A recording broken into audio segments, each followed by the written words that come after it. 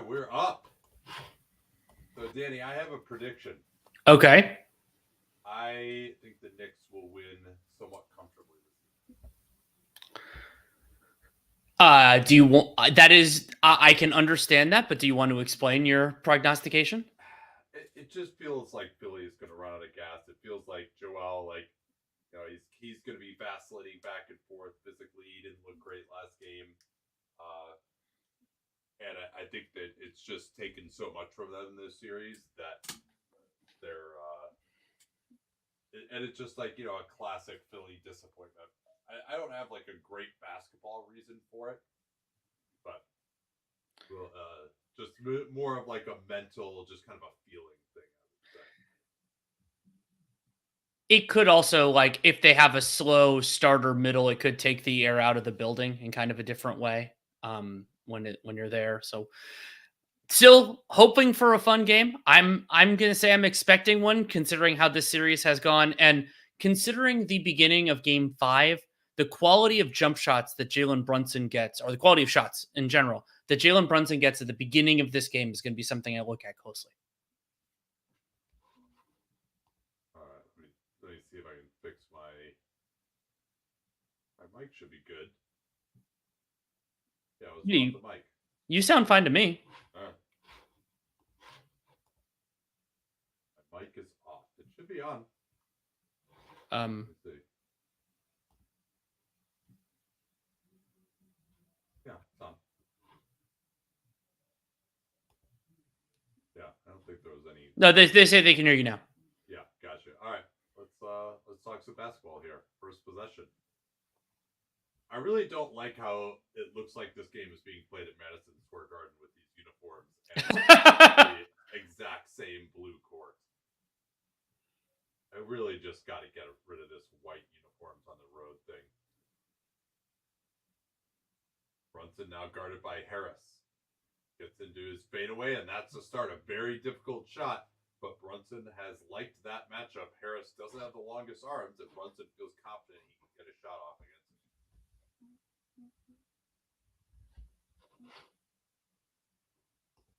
Still fucked up? All right, hold on. I'll try to fix it later.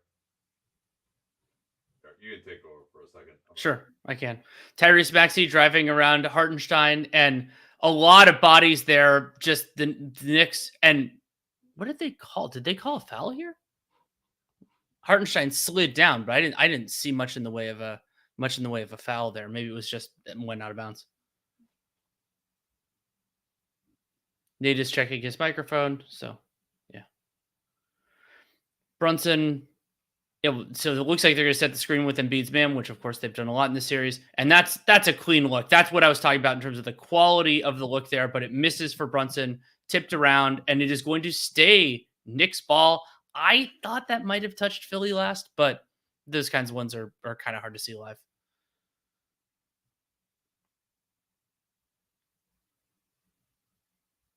And an aggressive shot there from Dante DiVincenzo. We don't know how much of DiVincenzo we're going to see in this game because Miles McBride, I think, is a better matchup defending Tyrese Maxey, but hits an early shot there. All right, hopefully I'm back now as Oubre misses that three-pointer. Brunson picked up by Harris. Guns it to DiVincenzo. He'll drive. There's Lowry. Lowry was very aggressive with the help that time, but they get that little floater. We'll keep an eye on that. Hart didn't shoot it as well in the last couple of games, so I want to see where he's at. Embiid in the post. Oubre hang out on the strong side dunker. Embiid just going to shoot it over Hartenstein. That's just not good enough from Hartenstein. Like, you got to make him put it on the floor, especially now. Embiid just lulled him to sleep. Brunson going to try to come back and get it here, you would think. He does. No denial. Here's Anunoby off the screen. Snakes it, gets to the foul line, and drains the shot. I mean, that's pretty good craft from Anunoby, understanding what shot is available. He's not as good at hitting it as Jalen Brunson is, but hey, it's a clean look from him about the free throw line. Yeah, so the best way to watch us, by the way, if you're joining us for the first time, is as Embiid sends it over the head of Harris in the corner, is to go on playback and then use a VPN and tell them that you're in England and then, or somewhere else. Probably, I think England is the best one. And then you can actually just see the game and us all in one window. Here's the Yeah, box no in need to one. sync. Yeah, any ball screens, they just switch it with these four guys on top. Hartenstein was wide open underneath. Now he gets it and floats it over Embiid. I thought Embiid should have seen him and backed up a little bit there. New York in control early here at 11-2 already. Going to try to get two screens for Maxey. Now they go away from that. It's DiVincenzo on him. Hart comes over to help. Here's Harris off the screen from Embiid. Gets to the dotted line, fading away over Hartenstein. Embiid plows through Anunoby underneath. Beautiful play there by Embiid, although he's limping back now. Interesting decision there by Hart, or actually you could say by Oubre. Hart was backing off Oubre, but Oubre didn't go to the three-point line. He could have gotten a wide open corner three.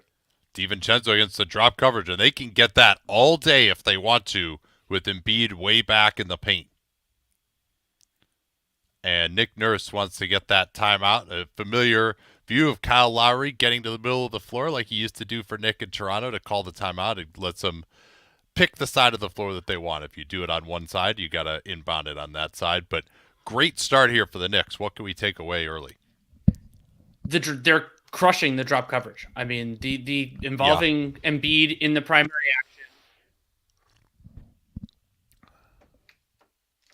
action. I guess I'm getting extra audio from somewhere in my computer. I'm trying to figure out where it is. Okay, I got it. But yeah, the drop coverage is absolutely crushing. I mean, the DiVincenzo, and not just using Brunson. Like, I really credit Tom Thibodeau for using DiVincenzo in those possibilities. And then OG Anunoby had a pull-up shot too. Yeah, I'm going to go ahead and tweet us out here.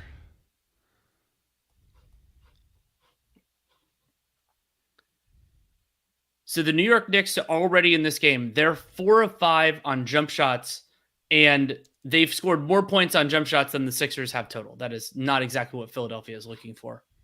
Yeah, I mean, if they're going to shoot that well, then obviously Philly's going to be in trouble.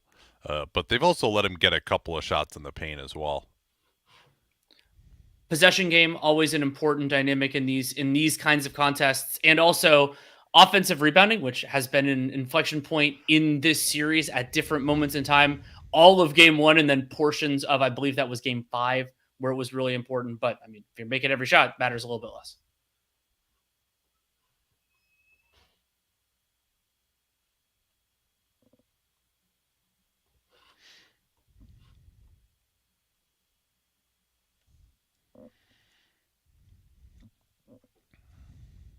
If Anunoby and DiVincenzo are going to shoot this well off the dribble, it's over. Yeah, of course. I mean, if they don't even need to be near this good to make it happen. But Philly's offense is going to be better later on in the game. And I wonder, the funny thing is I don't think there's a lot of variance in terms of healthy. Like the Knicks, Tom Thibodeau is going to play his guys. And we pretty much know who those are. The variable there is going to be the non-Hartenstein minutes. I still think there's a place for Precious Achiuwa in this series. I think that he did a nice job earlier. And Mitchell Robinson, I thought, did a really good job other than the very end of the game. And it's unfair to put to say that he struggled because of a couple of bad plays. But Achiuwa, especially in the Maxey only minutes, however many of those we get, I think that he's a really good counter.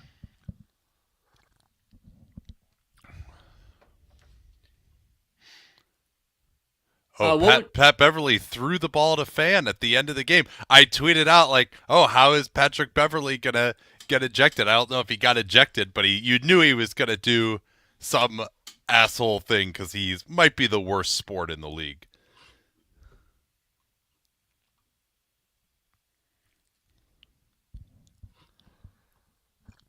So we got asked the question of what adjustments would you make out of this timeout if you're Nick Nurse? Anything? Maybe just don't fuck around and get Batum in immediately. Yeah, that's a good one. And I mean, going away from the drop, it's a little. I mean, they've gotten cooked on that. They don't. I mean, I think I would just continue to try to help more off of Hart. See if you can make him beat you. But it's really more of an offensive issue. Backstream for Harris here. And we're going to get Anunoby for a foul going through Lowry. Lowry actually didn't fall down. Today is full of surprises.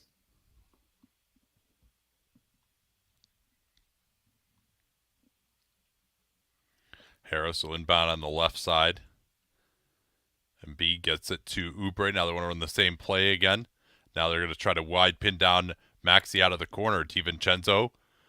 This is a change in matchup there to have DiVincenzo on Maxey. And that's a block by Anunoby. Now the Knicks have a 3-on-3. Brunson. Oh, nice run by Anunoby. He lost it, but Hartenstein, he can't clean it up either. He doesn't go back up. Hart underneath. They swing it. Brunson catch and shoot. That's short, and he's fouled out on the perimeter. This may be looked at as a flagrant. We'll see. They panned away from it before I could see it. But watch this block by Anunoby. That's amazing basketball to both be able to get your hand in for the strip and then also block the shot at the top. We still haven't gotten to see the nature of this contact. And it does appear it will, however, be looked at as the players go to their benches. And it's interesting that they're going DiVincenzo on Maxey early here. And they had started with Anunoby. They're not going in that direction anymore. And maybe the feeling is that DiVincenzo may not close. So, yeah, this should not be a flagrant, I don't think. I think Maxey lands on the foot of Brunson as opposed to vice versa. Yes, so there isn't the risk of a turned ankle. I don't think this is a Pachulia. Yes, we are given the TNT feed, so. Which was our favorite in this series so far, Game 2 or Game 5? Probably Game 5. I think guys are just generally playing at a higher level. I enjoyed 2 more, especially because it was so chaotic. Like there was something. Well, really the ending I thought was better, but it also went into overtime. There was a more dramatic, more time under tension. Oh, see, I thought it was more fun in some ways when it just ended, and it was just, because the overtime was fun, and that Batum play at the end was awesome. But I think for me it was 2, but different strokes for different folks. Yeah, Brunson has 3 free throws coming here.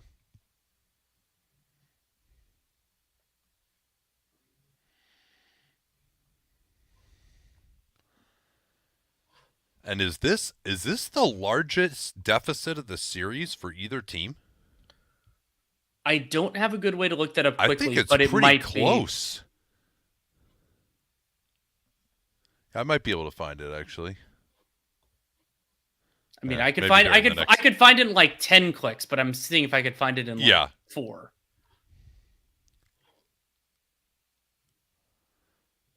17-4 New York. The 4 is the biggest problem right now for Philly.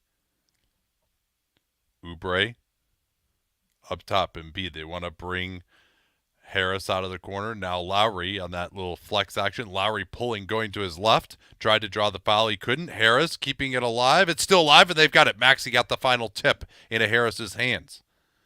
Embiid was open. They got it to him too late. He is drawing the foul, and it banks in somehow. And that was a pretty light bump by Isaiah Hartenstein, but let's see if I think this was sufficient. Yeah, it's the right hand. The right hand was directly in the referee's line of sight.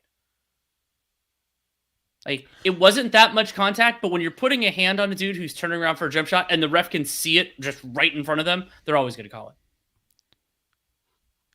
Yep, but Embiid knew where Hartenstein's body was. He felt him coming up on him and just kind of took the gamble that he was going to foul him. Desperately needed stabilizer for Philly there. Watch Brunson off the ball here, guarded by Oubre. He's going to pop off the Hart screen. Zoom action. Oubre is there. Back screen for Hartenstein. No advantage. He'll just have to shoot it over Oubre, not even close, and even Hart won't go into the stands for that one. They used a zoom action there. I think they could have re-screened with Hartenstein. They had enough time. And then the Knicks don't get transition back, but Oubre couldn't handle it and will go the other way. Yeah, the Philly did a nice job of getting the ball in bounds. Knicks didn't know who they had, but Oubre, he almost flubbed that back screen layup that ended up being the winning points in Game 5. Gets a hand on it. Brunson recovers. Gets him in front. Brunson looking to create space. Good contest. Doesn't matter. And he hit him on the elbow, too. Jalen Brunson getting his 4th free throw attempt of the first 5-18 of this game. Yeah, and I thought Oubre here, I think he fights too hard to get back in front. I think he's good there standing next to him because you got Joel. He didn't really execute what they'd been doing so well in this series of just kind of being next to him. He was worried about him getting all the way to the basket. There's no reason for that. That's why you have the big tall dude standing back there. Yeah, so this, again, I would say pretty close to the largest lead of the series for either team. Maxey double-teamed way out top. So this is a different pick-and-roll strategy now against Maxey. They're going to make Embiid prove that he can beat him. He's going to smash into Hartenstein, looking for that second foul. Late double-team. Embiid throws up some crap, and they're going to give him the call. I did not see much there. Maybe he has the left arm forward, but that's a total bailout. I mean, he has nothing here. I don't like this style of refereeing. Yeah.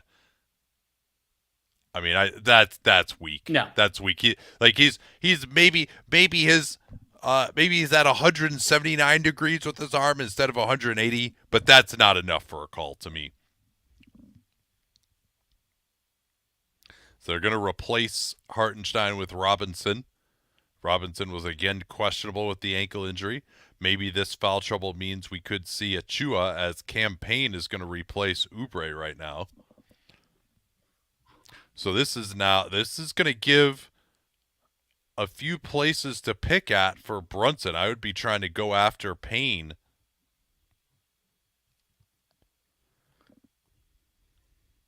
But Philly is not. Yeah, go ahead. Dan pulled it. The Knicks have led by 14 and the Sixers by 13 previously in the series.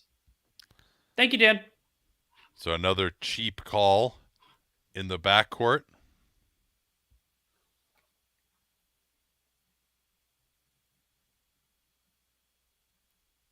So Batum is on Brunson. I'm starting to say they haven't really been switching some of these off-ball actions for Brunson, even when it's set with the small. On ball, they are switching with Harris. Brunson has space here. They send the double team. Maxey sends the double. Joel forces a bunch of passes. Here's DiVincenzo pulling up, and it's off. Rebounded by 2 Sixers. No Nick was in the area. Good box out by Embiid, but there's Embiid's presence. Nobody wanted to go up on him. Robinson, that's where he's better than Hartenstein with the hands. Here's Anunoby, blocked from behind, but a push by Embiid. I think that's the right call. He sent Anunoby flying into the stanchion.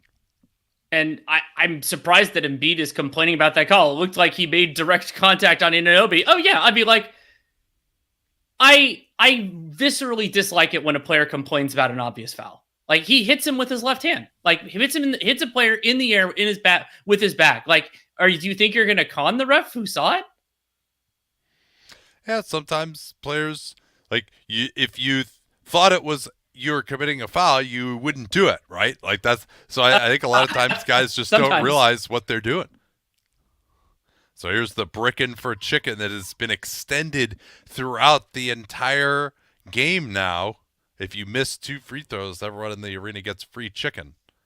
But Anunoby denies the hungry citizens of Philadelphia. Embiid at the elbow. Robinson trying to make that catch difficult. And Embiid goes through the arm on a bullshit rip-through. That, again, I think is one where they could just not call it. But it kind of seems like the referees are reacting to the way this game is going, with Philly unable to get anything right now. They are giving Embiid a few calls. And an update from Mr. Feldman. The Sixers also led by 15 in Game 3. Maxey off the screen. Embiid on the pop. And, wow, that was a bad pass to Maxey. He was wide open. Embiid flew it with a bad pass. Here's Maxey. Twisting finish. Anunoby has had a couple of nice rim protection plays. Here's DiVincenzo from the Wells Fargo Center logo. And that was an impressive shot by Dante DiVincenzo. He is already up to 3 made three-pointers. He's missed both of his 2s, but he's made all 3s. And he's also guarding Maxey. Maxey gets right open, but he can't get that 3.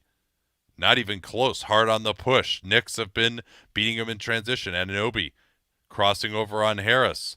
Almost traveled. Gets it to Brunson now.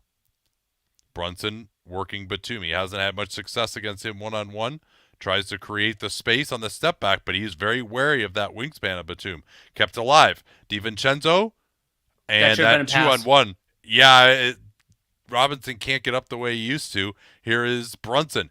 And he rims it in. And that is the biggest lead of the series. 17 points for the New York Knickerbockers.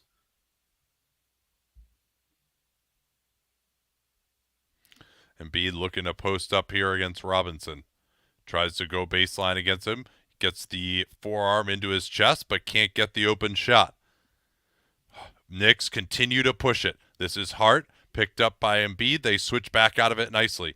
Here's Anunoby. Embiid steps up, but he can't get off the ground. And Nick Nurse needs to talk it over. 28-9. The Knicks are running Philly off the floor right now.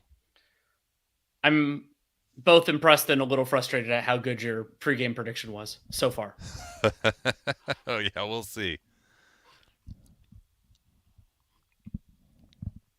For those of you who can hear the crowd a little bit better, I'm interested to know if anyone can tell if there are any like Knick fans reacting to these big buckets for them, or whether the 2,000 ticket purchase on StubHub actually worked.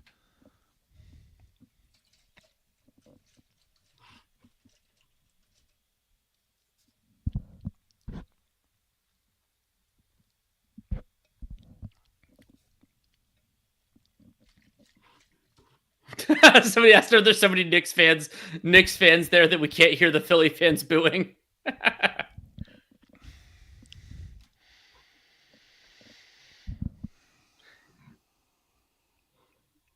Somebody asked what your pregame prediction was. Was you predicted that it was going to be a comfortable Knicks win? Yeah. And we're not there yet, but this is the way that those can start.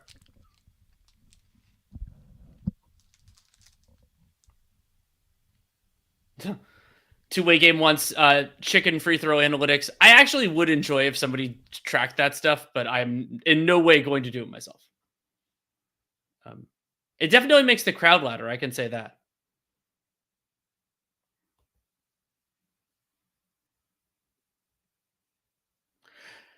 Given this is it for Philly, is there anything drastic you could see them doing with the rotation?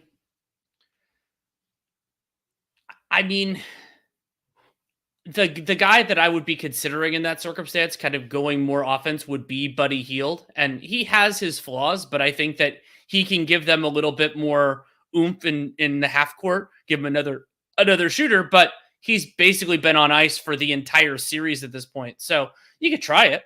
And if Melton were healthier, if Melton were healthy enough to play, he'd be playing. We know that Nick Nurse likes him. We know that the organization likes him. The issue is apparently that he is physically unable, which sucks.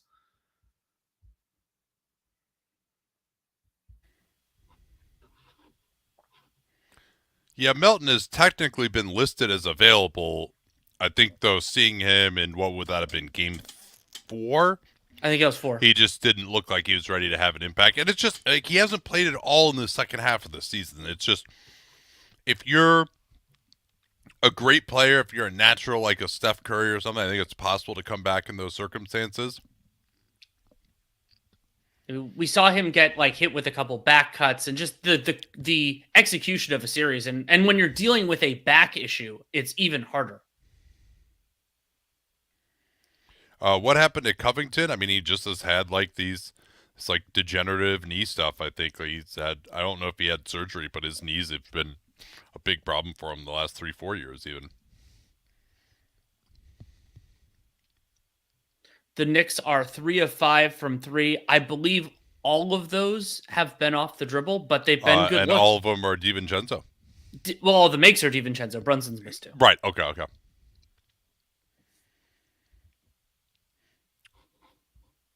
So, yeah, Joel just headed to the locker room. Here's Maxey in past Robinson, and he lays it in. Well, this becomes the Paul Reed showcase that John Hollinger's been waiting for. I'll be interested in how he fares right now.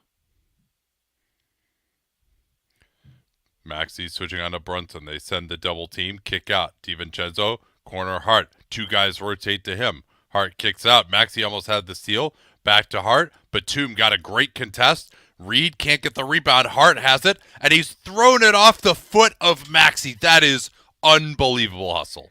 Sliding and just putting the ball back in play, but it goes off of Tyrese Maxey's leg. I don't think he touched out of bounds, but again, it was quite close. I think his hip may have hit down, but that's a tough call to make in the moment. Payne trying to pressure Hart now. They want to get Robinson the ball. Instead, they have to go weak side. Good defense here by Philly. Late clock. Anunoby has to create against Oubre. Fades away and scores. Anunoby, a couple of free throw line jumpers, pushes it back to 19. Reed switching the angle of the screen. They kick it back to him, but he doesn't have the gravity of Embiid. He can't get Batum. The only guy they can throw it to is Maxey. He'll take the wide open three, but Maxey doesn't look like he has his legs here early from downtown. They throw it ahead. DiVincenzo, quick release. Oh, air ball. There's plenty of time here for the Knicks, though. They get Robinson into the front court. When Maxey's misses, not only has he missed, they've been way off. I would actually consider going back to Hartenstein here as Hart takes his three, and that's good too. New York blowing the Sixers out right now. A tripling up. Maxey tries to fake the DHO, goes at DiVincenzo, picked up by Robinson. Maxey threw it right at Hart. Maxey is really struggling right now. Oubre, Batum eluding Robinson, and hits the three. Desperately needed points for Philly, but we say that with every bucket. It's true for every bucket. Brunson rejecting the screen, gets at Reed, can't finish it. Robinson has that rebound, though. And Anunoby's three-pointer is off. Batum is wrapped up by Hart on a foul. But that's free throws. That is a very, very unnecessary foul from Josh Hart when the Sixers are trying to so futilely to get a bucket. Yeah, Hart not pleased with Scott Foster. And I think Hart's point is, you didn't actually see me foul him. You just saw his body move. But I don't mind that foul. I mean, the Knicks hustle is part of their identity. You're going to commit a few of those here and there.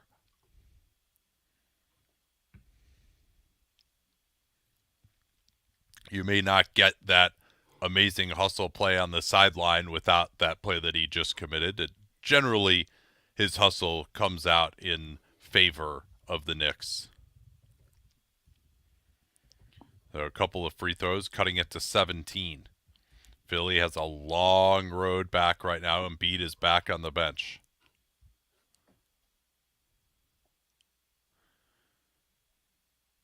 They double team out top. Reed has a little more mobility than Embiid. That's a coverage that could work maybe a little better. DiVincenzo looking to put Batum in the mix. Gets past him. Batum got him from behind. Rebound Robinson. Brunson, does he get it off? No. Here's Batum on the push. It's Oubre, Maxey, Hart. Great transition defense. Robinson picks up Maxey. Payne floating to his left. And that's a really difficult shot for the way he likes to shoot the ball with his body facing sideways. But Payne takes it away in transition. This one is wide open. Yes. And that's another campaign aggressive three in transition, but he's wide open, and it's 33-19. Big run with Embiid on the bench. The dreaded non-Embiid minutes. Reed getting on the floor. That's a foul. Yeah, they didn't call the first one, and he was lucky. And then he reached in again and fouled him. Yeah, beautiful steal by Payne. Hart was looking ahead, trying to direct traffic. A Grand Theft Payne Verrado. Yeah,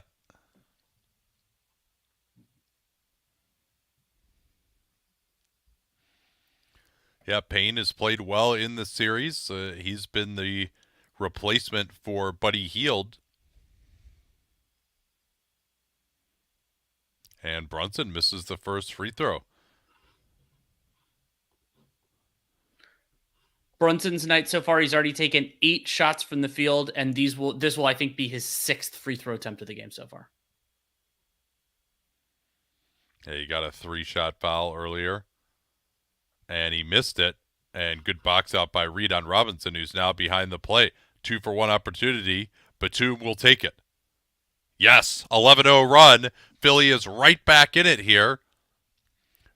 Mitchell Robinson just fell down going for a free throw offensive rebound, but Hart comes back with his own 2-for-1 opportunity. That is a key shot.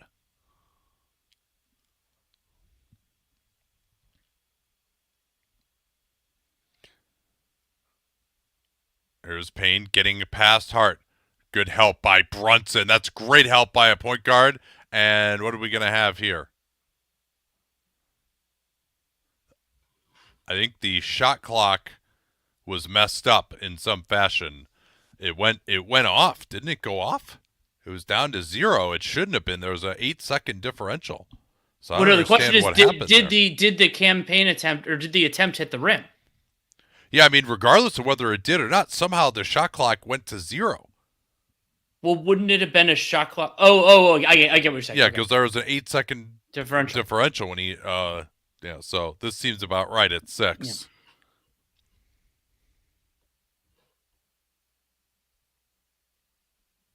Maxey trying to get open. DiVincenzo's on him. Oh, they throw it to the backcourt. And Anunoby beats Oubre to the ball, tries to dunk on him, and he gets it blocked.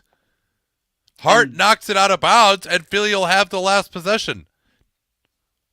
Let's see if this is clean. Can't tell there. Yeah, it's really hard to. I mean, I didn't see much body contact, but what hustle by Oubre there. Yeah, I mean, and that's a really hard play for a referee when it goes that far into the backcourt. You're just not as fast. That's part of why there should be a 4th official, as you always talk about. So Hield has been exhumed for the last 11 seconds. Oubre out. And Brunson is out as well to get a little extra rest.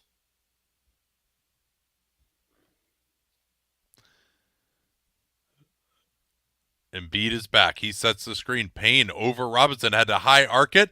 Embiid is there, and he gets it blocked away savagely by DiVincenzo. Still 1.5 on the clock, though. They have an opportunity to still score before the end of the quarter. What a block. That kind of reminded me of the Nate Robinson Yao Ming one from years ago. Yeah, except Robinson smashed him in the face. Also true.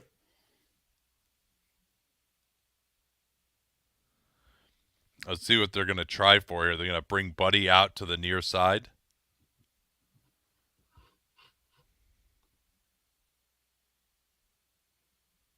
And let's see what's happening here. Put Hield on the weak side now. Nurse continuing to direct traffic. I don't know. There's no timeout here. Why is this taking so long? They're going to try to bring Embiid near side. Anunoby picks him up. Embiid has it. Dribbles away. Floats it up. And that'll do it for a 36-22 first quarter in favor of the Knicks. Philly looked like it could be facing a disaster, and they still have a lot of work to do.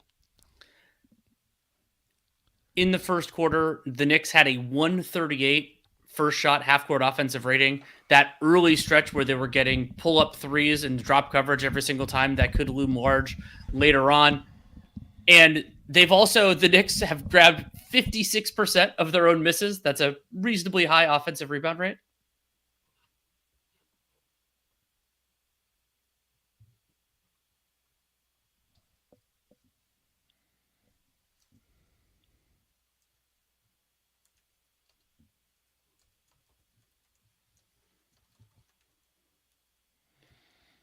The workloads in this game, if it is competitive enough, are going to be truly incredible. I mean, I do think that Tibbs is going to find teensy rest for some of these guys, but not a whole lot. And then the centers will cycle.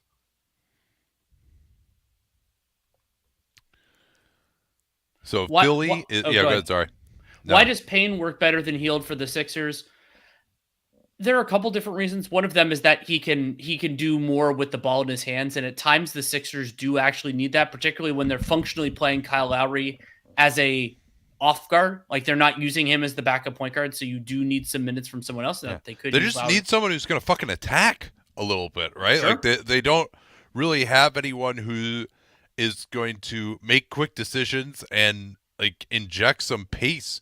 Even if he's not going to make the greatest decisions, he's at least going to be aggressive. And they don't really have anyone else who's going to do that. But you were going to go somewhere, I believe, something with the stats of the shot chart. Yeah, so Philly made only 4 2-point field goals in the first, 2 of 5 at the rim, 0 for 2 upper paint, 2 for 6 mid-range. So I think the Knicks half-court defense has been pretty good so far. Whereas the Knicks, they're 1 for 6 in the restricted area, yeah. but 6 for 12 overall in the paint. They had a couple volleyball plays at one juncture during that quarter. And that's also how you get a 56 offensive rebound rate. And by the way, the Sixers are no slouchers. They're at 46 per cleaning the glass.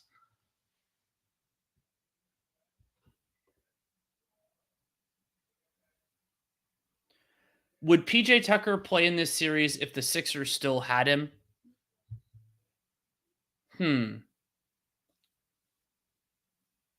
I'm trying to figure out how they would utilize him. I mean, I think Tucker should have played more for the Clippers in their series than he has. And so I think he would play sparingly. Because just having another guy who can provide some like defensive oomph and knows what he's doing out there, but it would be very limited because of his notorious reluctance to basically shoot at this point.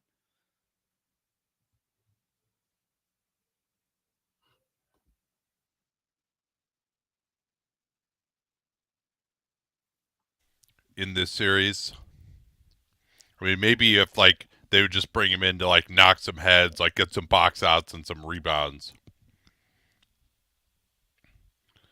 McBride making his first appearance, interestingly, at the start of the second. We thought we would see more of him. They brought him in, and they're going to get a foul here on Hart. That's Hart's second. Second, he's actually committed on Batum.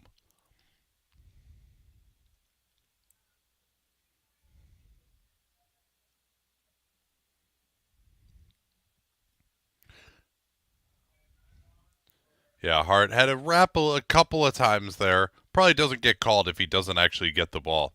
Embiid carving out space against Robinson. Facing up, double team comes, Hield can't catch the ball. Late clock, he throws it away. DiVincenzo's pressure. Embiid trying to run him down, and DiVincenzo had the layup. He felt Embiid. Instead, McBride retreats to the corner. Tip Robinson, no. Robinson gets it back. McBride gets it off fast. That misses too. With Maxey on the bench, Payne will come off the screen. Embiid, they rotate over to him. Here's Batum getting his feet set, but not quickly enough. I thought actually he should have got his feet set before he made that catch. Here's OG on the quick drive. Oh, Embiid covered the ground. He's down behind the play. Here's Batum, leaving it back for Hield on the drive. Batum, corner. It's Payne on the step back. We haven't seen Embiid yet. No, and that was a nice closeout. You close out differently to campaign because of his extreme shooting motion. And they got right to that left hand. It couldn't get the shot off. I like it. Embiid. Or sorry, that's Anunoby. Embiid hanging out underneath still. He's just staying attached to Robinson. Late clock. This is Brunson on the bench. Hart takes the three. Oof. And he barely drew iron. And with Embiid barely moving here, best pull-up shooter, set a high screen. DiVincenzo's the guy I'd be doing it with. Oubre goes right back up. Batum pops off the ground for the tip, and the Knicks can't get their own defensive rebounds. Timeout. I imagine Brunson will return here. He'll have gotten a minute 57 of rest. No, you have to remember that 11 seconds at the end of the first. Excuse me. Of course. As soon as I said it, precious gold. As soon as I said it, I realized what a fool I was.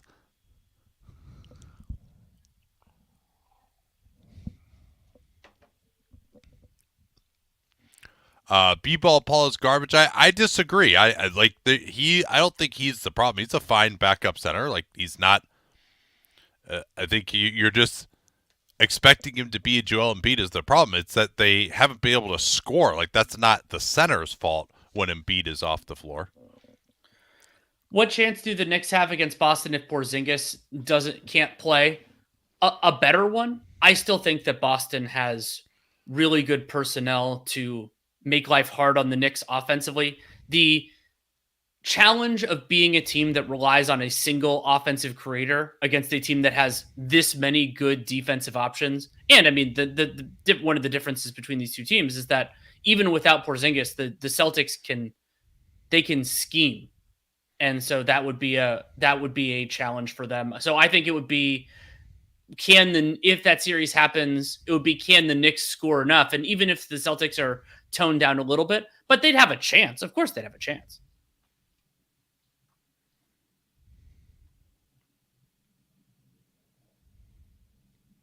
And let's see.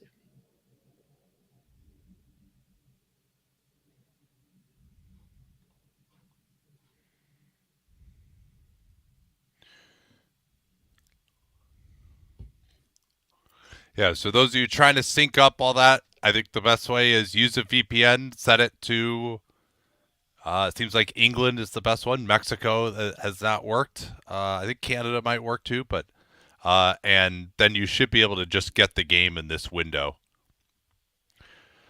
Price to extend Derek White. That's a tough one to think of. He's a guy would have a market a lot of places. They're capped on what they can extend him for, actually. Dan's working on that sheet for us in the next couple of weeks. I'm sure John and I will do that pod relatively soon, talking about some of these veteran extension candidates. But the age, I think he's 30 right now, is certainly something that, or will be 30 when that extension kicks in. Might be one of those things where you just have to do it because they have a championship contender and they'll just figure it out later. I think that makes sense. And I mean, we already saw a similar story with Drew Holiday, though the timing would be different for Derek White. And also, if other teams would be theoretically interested, you can move on from that at a future point. And it's easier to move. I mean, there are the financial considerations to move off of salary as a second apron team. Like the logistics of that, like to do something, are actually easier than to bring it in. So I think we're going to see some filler salaries. And Derek White is obviously far, far better than that.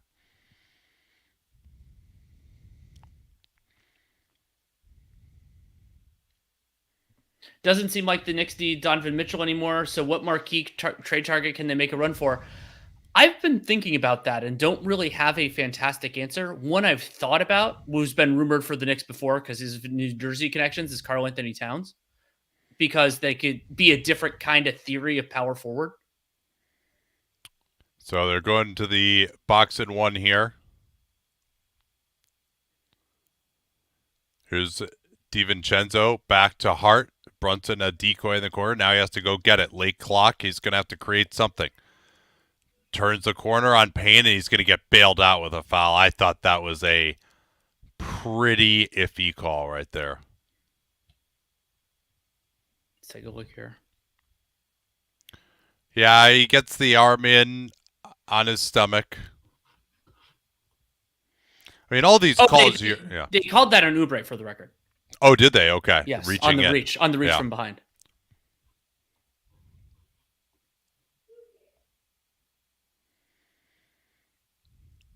So Brunson quells the Knicks scoreless streak.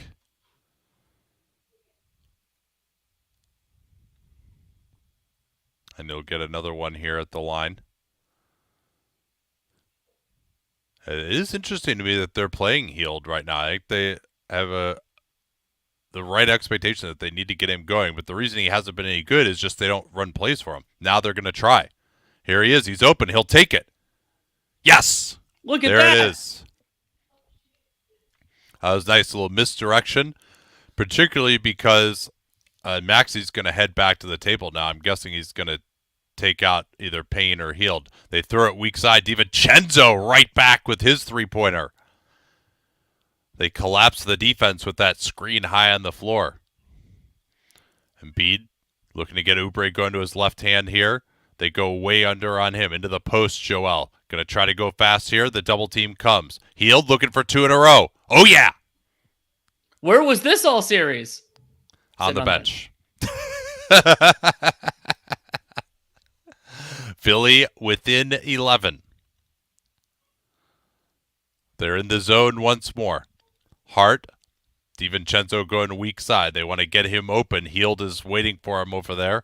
Hart double team. They should take advantage of that. They do. Kick it out. Beautiful one-handed pass by DiVincenzo, setting up McBride, but McBride is 0 for 3 from downtown. They're going to screen away here for Hield. No, see, like that's, as Payne shoots it, that's a chance there, right? Like Batum is right next to Hield. You could set that screen for him in transition. He's on fire, and he just runs through.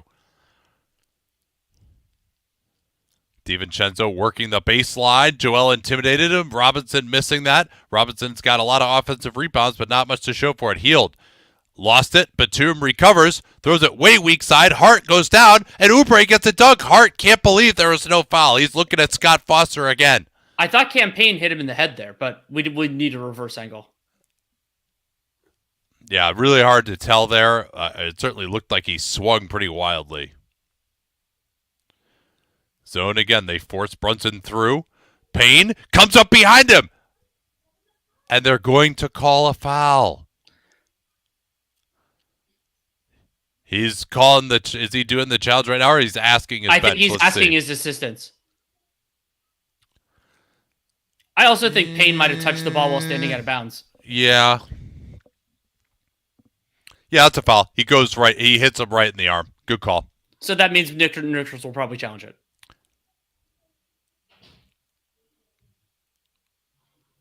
Payne is headed to the bench in favor of Maxey. They do not challenge. Apparently That's the right call. So Maxey, Hield, Harris, Oubre, and Embiid right now. Oubre has the matchup against Brunson. Batum to the bench. I can't imagine he'll be there long. Brunson creating space against Harris. So shifty. Late clock, though. They throw it ahead to Tobias Harris. Fresh off the bench. He'll attack Brunson. Felt Robinson lurking. Didn't take it. Now Embiid crosses through, and they're going to get a trip here on Robinson. The Knicks have really not gone back to screening those high screens with Embiid's man since Embiid checked back in, and I have no idea why they moved away from it. I think Robinson is waiting to get hit in the face here on that step through. Joel avoided. He kept his arms lower, and the trip takes place. And yes, Robinson did start to fall well before Embiid got to him. Lots of players he can learn from in this series. Back down to 8. The Knicks have 5 points in the quarter. Hartenstein replacing Robinson. Robinson, I think, is really, you see him limping again on the ankle, but to me, he's really struggled on the offensive end. Yeah, there were 2 plays where he passed out of what could have been dunks, and it's probably because he knows that the Sixers will foul him aggressively. Danny, the Knicks are now 1 of 10 in the restricted area.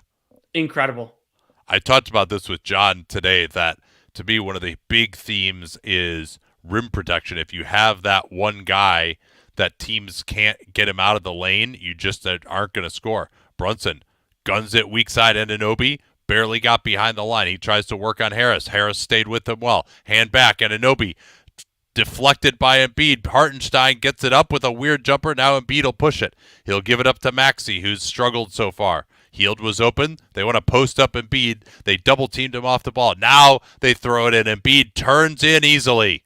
That's the first time I can remember in this whole series that he's run the floor and gotten deep post position like that. 14-5 starts the second quarter for the Knicks. Or, sorry, for the Sixers, and now the Knicks call timeout. Quick break here. Anunoby Hartenstein two-man game was painful. Agreed. That was a challenge. And I mean, the Knicks offense doesn't have to be complicated to be at least a reasonable look, but some of this late clock stuff has been pretty rough.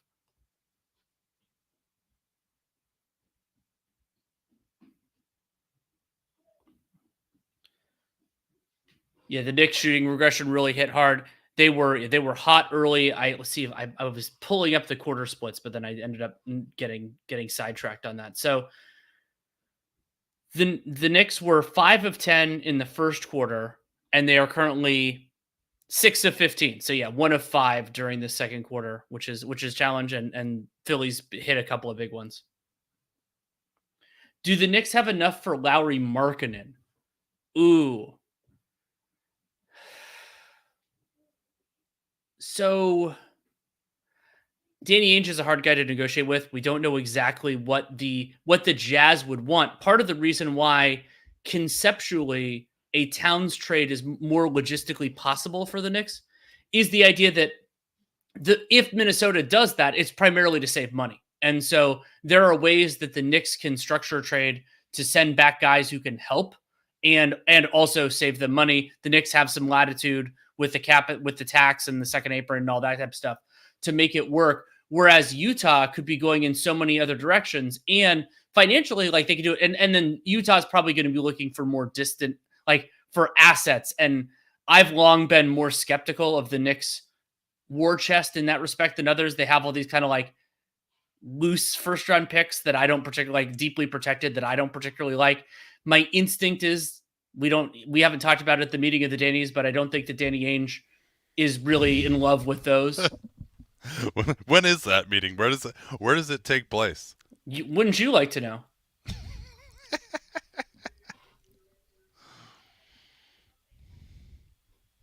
I wonder if there's a city somewhere named Danny. Probably.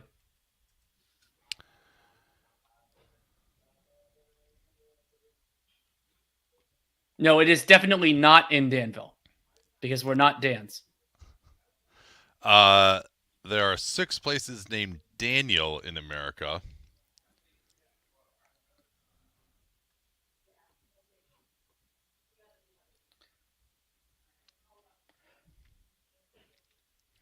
Couldn't the Knicks trade Randall for Towns at the draft before Towns' contract ballooned? I think I'd have to run the number. I'd have to really go through that, not in a moment like this, but I believe so. Well, I mean, just in terms of the cap number for Towns being lower, yes. Yeah. You could do that. Because his extension was multiple years ago, so he's not under a trade restriction for the rest of this league year. Danville. That's hilarious. There's probably some nice ass country club there you guys could all enjoy.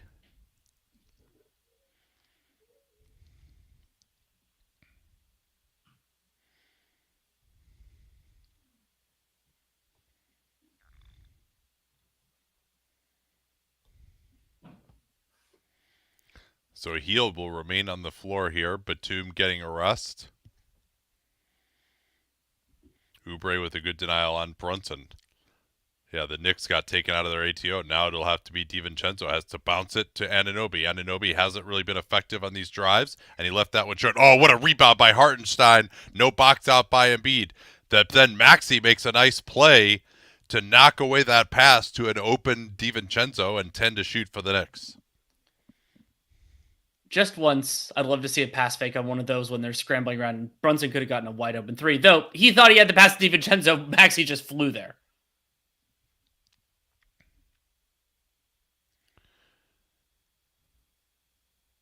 Here's Brunson. Nice, quick pull up, but he rimmed it out. Philly down only 5 here. I would go with the pick and roll with Maxey and Embiid up top because they're actually putting 2 on the ball on Maxey. Or you can go in the post. They double team. Hield wide open. Had his now Embiid. That's the second time he's gotten McBride there. He's just such an amazing bullshit artist. He truly is. He has a perfect understanding for angles that when someone is about to crash into him, he just begins to shoot it. Like, no person in their right mind would ever actually take that shot, right? Like, the guy's way out of control. All you got to do is just rip it through. You could go through, dribble for a dunk, but he loves his fouls. The New York Knicks are 1 for 9 on jump shots in the second quarter. That sounds bad. They're 0 for 4 on all other shot attempts in this quarter. Wow, that's ass. They only have 1 field goal. Yes. And then a few Brunson free throws. Embiid quietly 14 points. He's done it in large part at the foul line, but his post-ups have been drawing double teams. I think if New York is willing to give up two on the ball so easily, either with Maxey, Joel pick and rolls, or post ups. Just go to that every time. They're getting great shots. Into the corner. Oh, Oubre wasn't ready. He was up the lane, and Embiid gets that rebound. He's feeling it now. He's pushing it up. This is regular season Joel. Maxey goes into DiVincenzo. Lost it. Lost it way out top. 2-on-1 Brunson. Hart. And he missed it. He left it short. They can't buy a shot at the rim, even with nobody there. Anunoby. He pump fakes, fires a three. Hartenstein, oh, no box out at all, and he puts it away. That was not good rebounding by the Sixers. The Sixers have done a better job overall in the second quarter, but that one was rough. Going right back to the Joel post-up again. They run that little curl screen so Hartenstein can't front him in the post. Double team. Harris goes through two Knicks. Hield is wide open again. Third three-pointer for Buddy Hield. And it's a 2-point game. What a comeback here by Philly. Hield has been fantastic. Plus 12 for Hield in 8 minutes. Maxey switching on a Brunson. Now they're going to put two on the ball. Hartenstein goes past him into the lane. Wounded duck pass out. Hield fell down. And Anunoby had already passed it. Here's Hartenstein. Scores. And Embiid actually stayed pretty still. He didn't overcommit to DiVincenzo, but Hartenstein makes the shot anyway.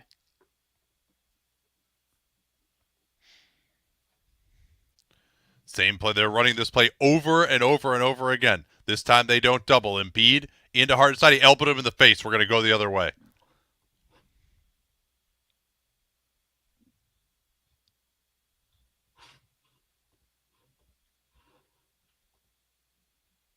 That could have been a foul on Embiid there too, honestly.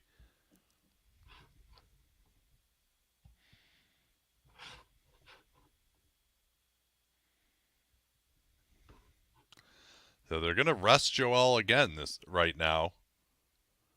I think that's a wise move. Why not? They looked okay with him on the bench earlier. And I think they should really try to run some stuff for Hield right now. Here's Brunson getting the space on Oubre. Yes. And you can see Oubre just a little more concerned without Joel behind him of getting back in front of Brunson, and that lets him get that room stepping back that he hasn't really gotten so far. Maxey, quick acceleration. And what do we have here? Looks like we're going to get a hold on DiVincenzo as Maxey went behind the back. Bump on the floor. I believe that is the fourth team foul on the Knicks.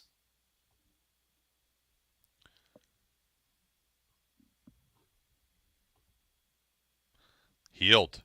Eluding Hart. Another three by Hield. And Reed crashed into everyone. And now he gets the tie-up. I thought he mauled Brunson in the rebounding action. There was no call there.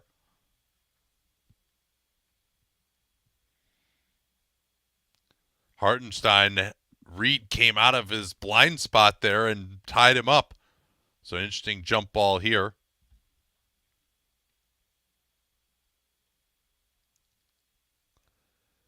Yeah, if you're trying to sync up, we got YouTube, or you can just go VPN, and then you can just see it all in one screen.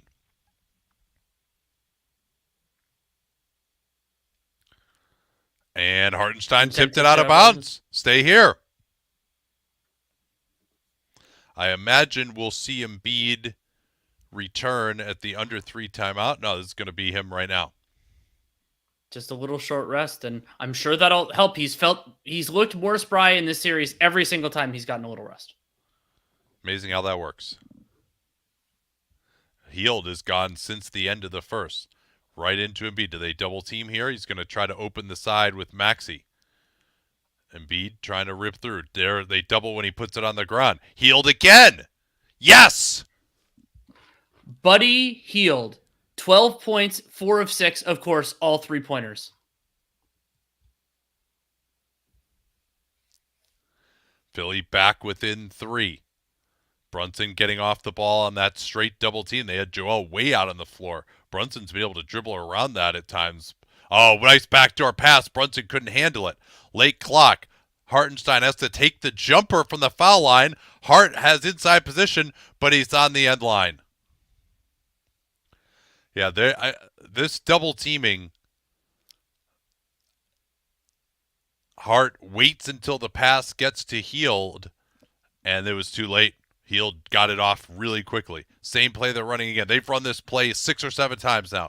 This time Embiid, he abused him in the post. Hartenstein cannot guard him. Maybe they need to go back to Robinson, or I would still consider, like, if they're going to be stuck double teaming, I would go back, try the Achua Anunoby thing. Hield on the weak side. Somehow Hartenstein got it, but then he throws it away, and Anunoby couldn't handle it off the deflection.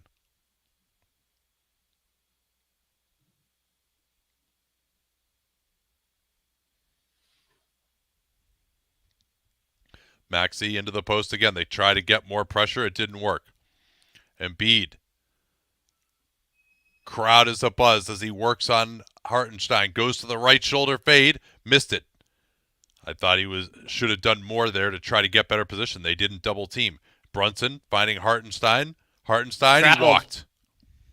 He tried to assess everything, but was still moving forward and couldn't handle that. And so the New York Knicks might lose a 22-point lead before the end of the first half.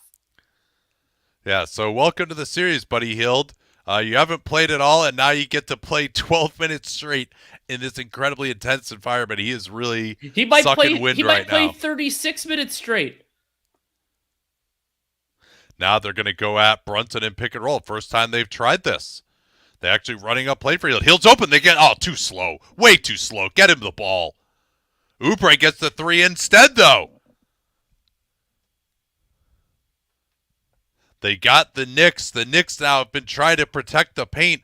So many corner threes for Philly. 11 points in the quarter for New York. Now they want to go after Hield. Oubre got through the screen. Brunson is creating the space. Tough fade away, and he drains it. But that's a shot that I think Philly will live with. It's such a huge swing from the beginning of the first quarter when Philly couldn't get any good looks, and then the Knicks were getting open threes every single time. Here's Hield. Drives it on Hart. And Anunoby came over and wiped him out. And Buddy Hield is fine.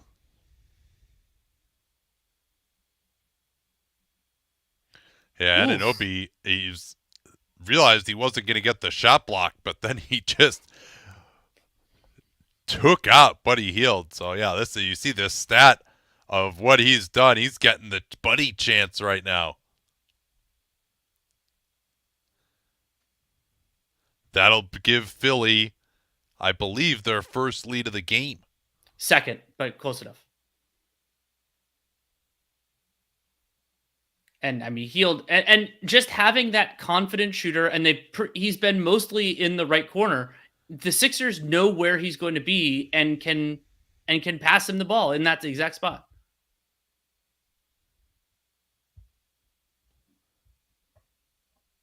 They want to go after Maxey again. No, they miscommunicated and give up a wide open 3, but Brunson can't cash it out. Knicks have had some open opportunities here in this quarter they haven't been able to make. Joel senses the 2-for-1. Harris on the drive. Is Joel going to take it? He threw it right behind Oubre for some reason. I don't know why he did that. Oubre was going to screen, and they're going to give up a dunk. No! It's missed! Anunoby couldn't get off the ground. The Knicks' second quarter in a nutshell. Now they're going to go after Brunson again. Embiid hanging out in the left corner. There's no rim protection. A drive should be available on the closeout. Here's Buddy. Eluding DiVincenzo. Yes! Again, Hield. Knicks still have time here. 6.8. Fifth three-pointer of the quarter for Hield. Hart pushing it up. And Embiid didn't know who he was guarding. Terrible breakdown there. Golden State Warriors ass as Embiid gets it off. But Philly, an incredible comeback here. Hart will limp to the halftime locker room as the Knicks have all they can handle now with a Game 7 looming. We'll be back for the third.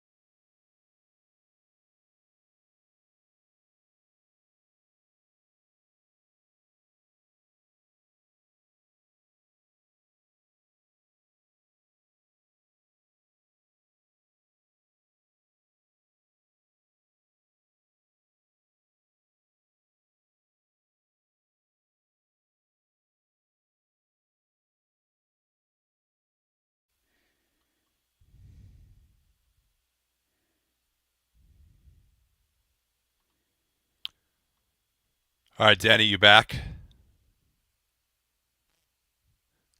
Can you jump? There you go. On the StreamYard too. Okay, here we are. 11:56:55 for you YouTubers. And Hart just sprained something. He is limping really badly. Remember, he was walking to the locker room, and the Sixers hit a three right back. That did not look good. I want to see. I don't have my other TV going. I want to see what's happening there.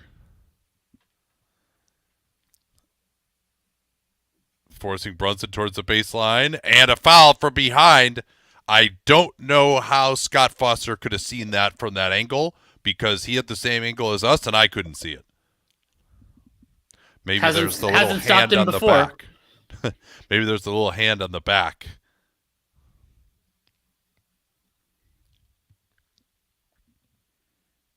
Yeah, let me see if there's anything on Twitter about what happened to Hart. Nah, not seeing it.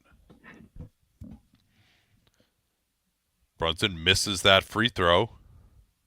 That's his third missed free throw in the game already, I believe. Lowry, I don't think he played at all in the second. It was mostly Heald playing for him. They're going to screen for Maxey off the ball. DiVincenzo tries the top side. Now Lowry will screen for him. They're really going after Brunson here. Double team late off of Embiid. Embiid has to fire the three, and he drains another one. The less hesitation Joel Embiid has on threes, it seems like the better he does. I totally agree on that. So they switch Brunson here with Harris. He's going to go one-on-one. Tries to go through the arm. Fader, no. Nice box out by Embiid. He throws it, no. Intercepted by Anunoby. They had something ahead of the pack. I thought Lowry just fouled Hart. Now Hart tries to attack and goes right through Embiid. Hart looking better.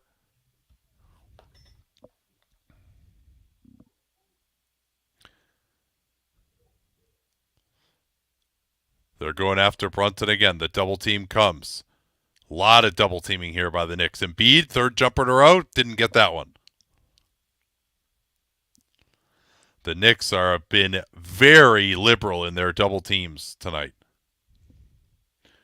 Brunson to his right. Lowry's behind him. Hartenstein going downhill into Embiid. Nothing doing there at all. Almost traveled. Fights it up. Couldn't score. Maxey first to the loose ball. 3-on-2. Oubre has DiVincenzo downhill. Goes up and ribs it in somehow. Lucky finish there as Maxey goes down behind the play. And DiVincenzo pushing to take advantage of Maxey. Oh, didn't get it. Maxey switching on to Brunson. Brunson moving off the ball. They force him to his right. He's wide open that time. Yes. That was more in line with what the Knicks did at the very, very beginning of this game. Going to get two screens here. They're going after Brunson on every possession now. Embiid ripping through. Tried to draw the foul. Didn't make an actual basketball move, and he didn't get rewarded that time. Here's Hart.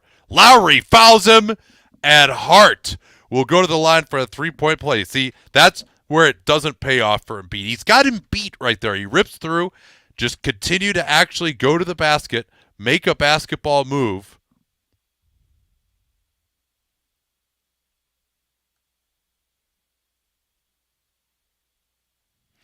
Yeah, and they're showing what happened to Hart at the end of the first half. You can't really see what took place. Yeah, I didn't see a mechanism there. That was bizarre. So Josh Hart has had a couple of nasty finishes inside. 6-0 Knick run.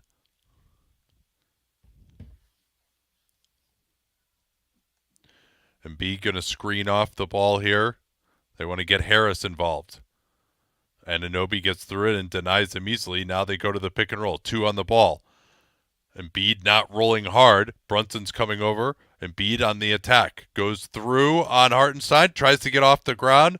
Going up again. And Hartenstein crashes forward into Embiid and finally sends him to the line. You can see Embiid still, though. He does not have the confidence to just go in a straight line and attack here. He's trying to Euro step back. Misses. Can't get off the ground at all, but Hartenstein crashes forward into him for his third foul. His third. Kelly Oubre has 3. No one else has more than 2. with all this double teaming from the Knicks, the Sixers really should be able to take advantage. I also would be looking to get healed in pretty early Absolutely. with it, because if there are all these double teams, there should be 3-pointers open on the weak side. But every maxi pick and roll, they are double teaming him and then bringing a third guy up to take Joel on the roll. So they could look to short the pick and roll here. All the usual stuff, although Maxey is a little small, not a great passer, so maybe that's what they're trying to take advantage of. And we haven't really seen any Embiid post-ups yet either. DiVincenzo, good pressure by Lowry to make these passes difficult. Now they're going to try to screen for Brunson. He goes backdoor. They topside him nicely. They are really ramping up the pressure on this possession. It's Brunson into the lane, trying to get past Embiid, trying to go through some arms. Kicks out to Hart. Missed it. Lowry comes back to take it away from Hartenstein. Great defensive pressure there by Philly. Embiid is open underneath. Throw it to him. There it is. Embiid. And he rims it in. Again, the second time in the series he's run the floor like that to get open. They find him. He's so big. He's unstoppable in those circumstances when he can summon the energy, and Philly stabilizing back up 5.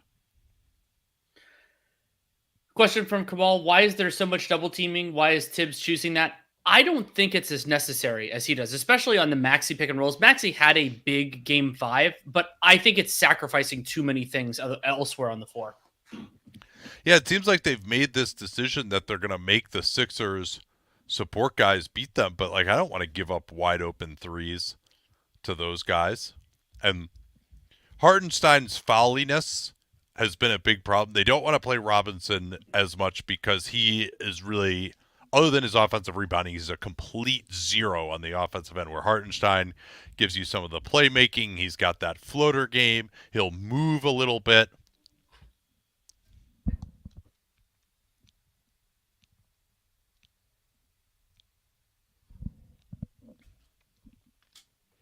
So yeah, and well, they've also gone. I think the other reason maybe they're doing that is they've got DiVincenzo on, and DiVincenzo was hot early, so that means, of course, he'll play all 48 minutes of this game. But they've got DiVincenzo on Maxey. They had Anunoby on him before. I think their feeling is, and Anunoby's had some nice rim protection plays, is we're going to change up. We're going to put 2 on the ball. DiVincenzo needs more of that help, too. We're going to leave Anunoby as our secondary shot blocker on the back line if our center has to get out on the floor.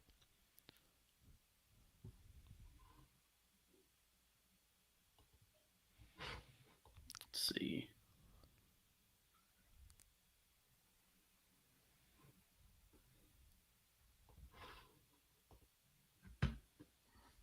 Can Embiid last everything front rim and flat? Does he or the game end first? I think he's going to get some rest. They can find some spots, find some pockets. They don't need to be long ones, but be proactive. Maybe you do it a little bit before a stoppage or a timeout, and I think they'll handle it okay. It seems like Nurse, maybe it was that little trip to the locker room earlier. Maybe he's not as pathologically afraid of Embiid sitting out. Does this series diminish Harris, or would he have had this small of a role against anyone in the playoffs? Yeah, I think so. I mean, Embiid was out for half the year, and he didn't do anything. So this is simply a continuation of that. He is not being diminished. He is diminished. Yeah, this is apparently the Sixers are the first team to trail by 20+ in the first half and lead at halftime in the play-by-play era. Wow. In regular season or playoffs, or just playoffs? In the play-by-play era in the last 25 postseasons. Thank you. Okay, postseasons, yeah.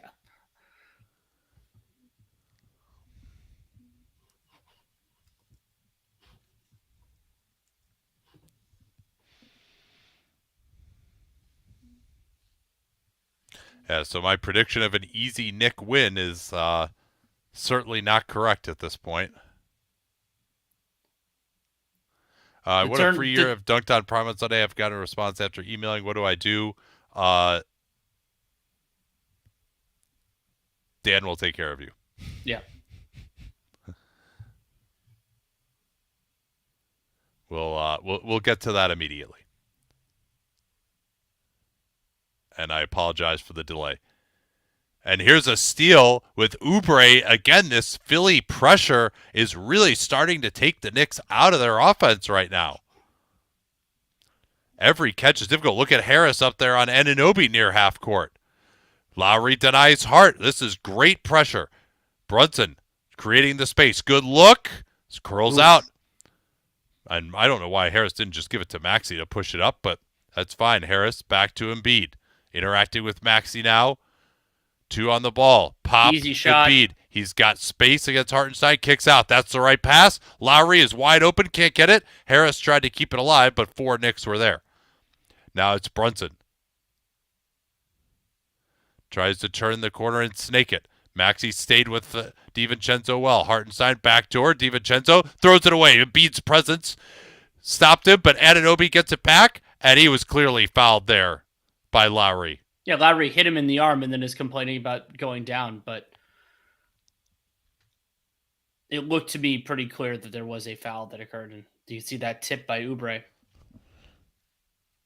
How does this year rank for stars getting hurt in the playoffs? Kevin Pelton included this in a piece recently that we're already getting higher in all-star games missed this year than the last few, if memory serves.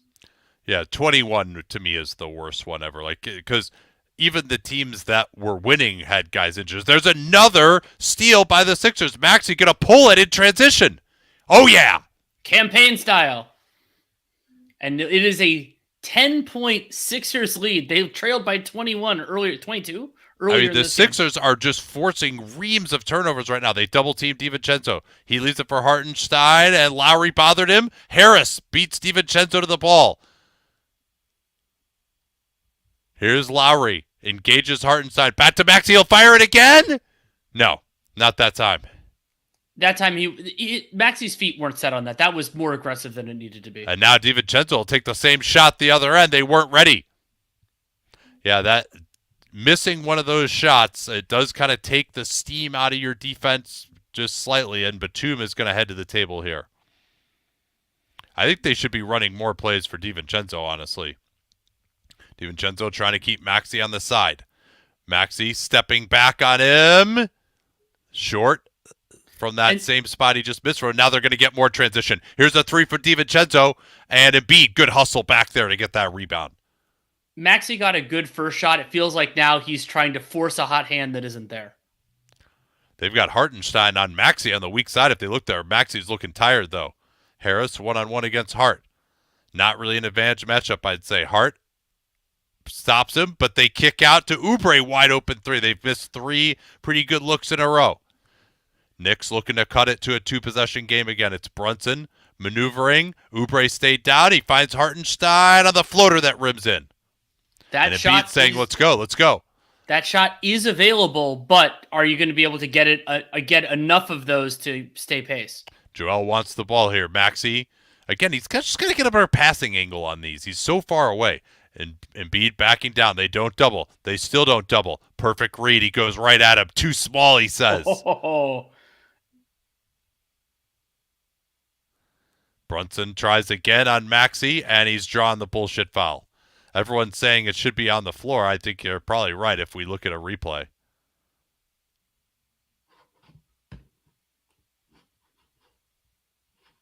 Yeah, this is just what I love seeing Embiid do. Just he's got the weight advantage on Hartenstein. He could just turn into it. When you always could tell whether it's going to go in or not when the guy makes his turn. Who goes backwards? Does the defender go backwards or does he go backwards? And usually, if Embiid's going to be physical, it's going to be the defender going backwards.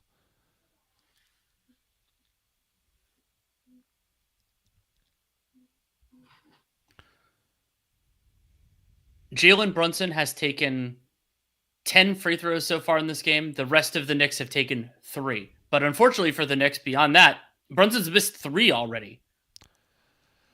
My biggest takeaway here is that since the end of the first quarter, Philly has been getting great shots on nearly every possession. Agreed. Payne is going to come in. We're not seeing Healed yet, interestingly.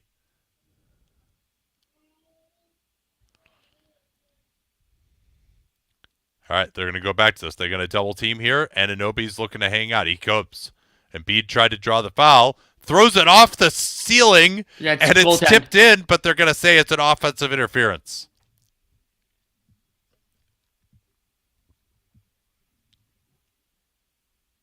Yeah, it was still over the cylinder. Yeah, it might have got in, although it could have hit that left side of the rim a little harder from that view. They go under on Brunson.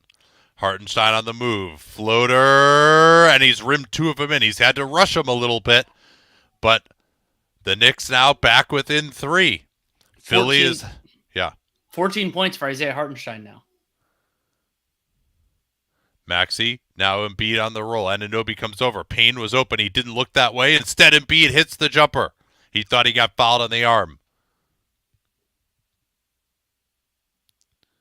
Way under on Hart here. Batum is on Brunson off the ball. Going to try to topside him here and deny. Hartenstein, screen for Brunson. Oubre denies that. Hartenstein post up now, Anunoby. And Maxey pulled the chair on him. We'll go the other way. Embiid's line, 31 points on 10 of 19 from the field, 12 rebounds, 1 assist.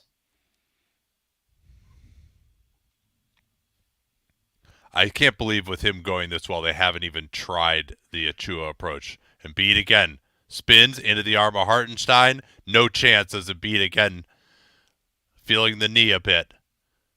But he's really ramped up the aggression here in the third. See if we can catch anything that happens to the knee. He turns. Yeah, I don't really see what happened there, but no. It's been the case for a lot of these.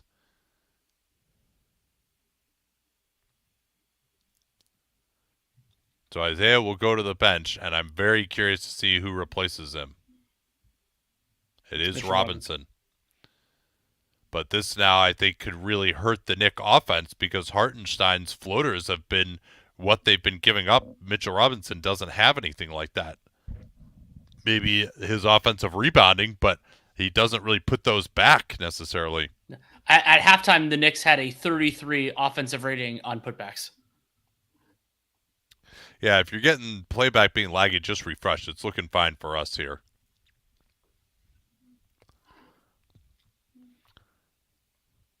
Four straight points for the Sixers restores their 3-possession advantage. Harris is on Brunson off the ball. They don't go that way, and instead we're going to get a... Is that Payne or is that Batum with the foul? That is Payne with the foul, and it is the 5th Yeah, he team, did kind of get that left arm in. I believe that's the 5th team foul on Philadelphia. Yeah, not a good foul. Second time Payne has gone for a steal in that manner and picked up the personal.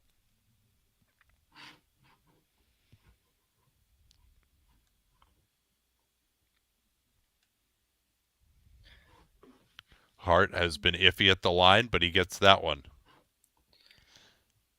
For the quarter, the Knicks are 2 of 8, or sorry, they're 4 of 8 on jump shots, and the Sixers are 4 of 10 on jump shots. So for the Knicks, that's a lot better than they did last quarter. Yeah, it's interesting. They really have not. Maxey has not done a lot. He's going to sit down, and Payne will get some backup point guard minutes.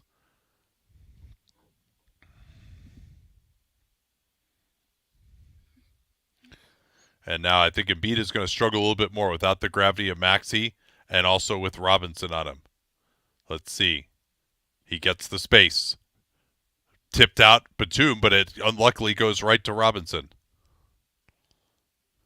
Robinson really struggling to move here. And Anunoby gets that foul line jumper. That's the third one of those he's hit tonight.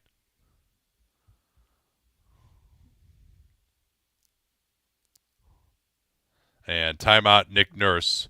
Interested to see if he goes to any particular subs or maybe just back to Maxey.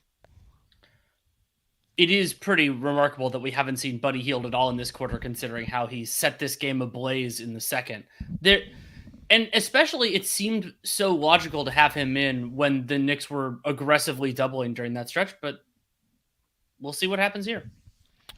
Is there any good excuse for any player to not be able to shoot above 75% on free throws? I mean, considering that probably more than half the players in history haven't been able to do that, I would say yes. I mean, the biggest thing is just that a lot of guys like are playing basketball not because of their shooting ability, right? Like they're doing it because they're not like great shooters, and they just like that's just not what they're good at. There's clearly some percentage of people are going to run into some mental concerns as well. Like they'll hit them in practice, they don't hit them in the game, and they're just. It appears to be human nature that you can't get much better than that. Jacob asked, which NBA player has the best conditioning? My answer for that for a long time has been Stephen Curry, because the amount of stuff he does off ball is ridiculous, but there are a number of contenders. Yeah, LeBron has to be up there. Jokic would have to be up there. Yeah, it's hard to say because just the load that these on-ball guys have, particularly as perimeter players, it's different than if you're Josh Hart, you're an energy guy, but you're also you're basically resting on offense most of the time. Oh, was it Rip Hamilton at one time? He was one of the highest energy, primarily off-ball guys, but I mean, he was running around screens constantly. Yeah, Rudy Gobert is a really good one. It's different for a big guy than it's just a different type of conditioning. It's just harder as a big guy, of course.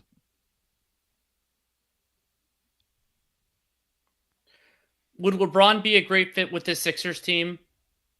I don't think the offense would flow. It would be awkward in those respects. It could be pretty fascinating defensively though, because LeBron's such a good help defender.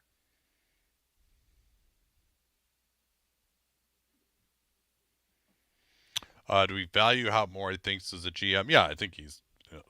I mean, he revolutionized the business, but he generally has done a pretty good job. I mean, if you look at where they were when he took over in the their first draft pick was Maxey. Obviously, that's pretty good, right? Like that was a good start. They've had a few that haven't worked out, like Jaden Springer, but he always finds these undervalued contributors every year, enough to, and particularly when he's had these teams that are just like totally undermanned some of the time. And the Ben Simmons trade was great. Now maybe she should have focused on somebody else, right? Like maybe he could have had Tyrese Halliburton for Ben Simmons, and then that would be pretty good. But then they have there are other Tyreses out there too that they wouldn't have wanted to minimize. And thinking that a GM does a good job does not mean, at least in my case, but I think for both of us, that you give them like deference. It's just that you think about things maybe slightly different. Maxey backing. Oh, Harris was open, but good pressure by Hart prevented Payne from making the pass, and they'll have to inbound at an awkward angle near the corner.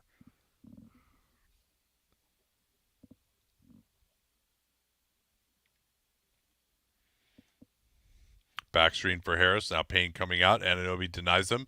Embiid gets it. Anunoby's on him. Kicks out. That's the right pass. Payne is open. He drains it off the back rib back to an 80-74 lead for Philly. Brunson fakes the handoff and goes right to the basket.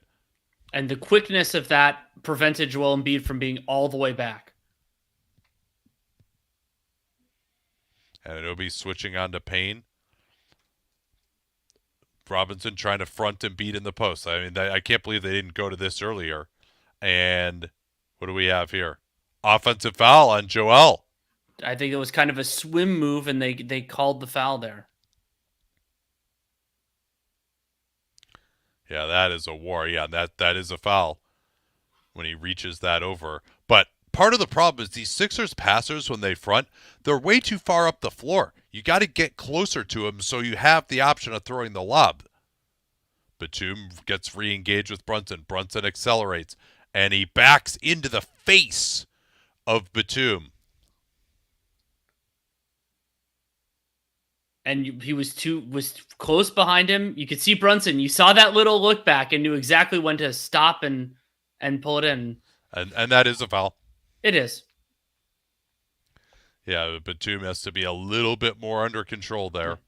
And like we got a comment saying that shouldn't be a foul. I don't think there's a way to make, like, if you make that not a foul, then there are going to be some problems going the other way. Like, because it was a direct stop. It wasn't like he deviated from his path. Yeah, and he didn't back up into him. He just slowed down and decided to shoot it right there. It's offensive if you go left or right. That they have changed, but just stopping and shooting is not a foul. And trying to police of like, okay, was he trying to stop and shoot or to draw a foul? That becomes a little difficult. Brunson has lived at the line tonight. That's really kept the Knicks in it. Now they get Joel facing up. Hart lurking to come double from the top. Joel picks it up. Harris trying to get open. Payne along the baseline, kicks out. Batum, that was a great cut by Cam Payne. He made that play because Joel was totally stuck, and by sprinting to go get the ball, he allowed the ball to get weak side to Batum. They go under on Brunson. Joel is now up. Backdoor. DiVincenzo dunks it. Maxey blew it. Good way to also address Joel Embiid being closer up to touches. Send a guy behind him. Yeah, and for Joel, part of why they're going under on these screens is so that then Joel can be up higher and Brunson can't really get that running start. Maxey off the rescreen. Behind the back is passed a little behind Joel. They get it to the corner. Payne eluding Hart easily. Not even close. Harris has to pick up Brunson. He's got to like this matchup. Harris cuts him off. Crossover again. He got it with the same move. Brunson tried to fall down. They could push it here. Try to get the 2-for-1. Let's see if Maxey realizes it. Joel looking to set the screen. No, Maxey gets into DiVincenzo. No foul. Tried to draw it. He didn't play basketball. Here's DiVincenzo. Tried the wild reverse. Hart has it. Corner, Anunoby, quick release. 3 is good to tie it. And after all of that, we may end up with a 12-minute game here. This has been ludicrous. Yeah, Maxey, again, like he should be able to just beat Dante DiVincenzo to the basket one-on-one. Like, you don't need to try to draw the foul there. You got him. Maxey engages Robinson, gets the man on his back. Rotation from Hart. 3 by Embiid is off the backboard. And the Knicks come back to tie it at 83, 12 minutes away from the second round or a Game 7 in this classic series. You wouldn't have it any other way. Something weird about this game, this will probably come up when we talk about it later. The Knicks scored 15 points in the second quarter. They've doubled that in each of the others. They had 32 and 36. Just everything went wrong for them in that second. Yeah, the Knicks started 1 of 10 in the restricted area, and then they are now 8 for their last 12.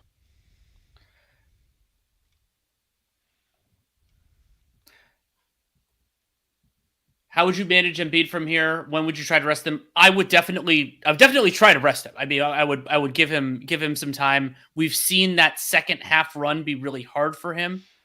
Maybe what you do here is you do this rest right around the mandatory. So maybe like you kind of time it around that and see if you can pick a spot, I don't know, in the 8-7 minute mark, because he'll be a little bit rested coming out of the quarter break, and then you can get him there more then.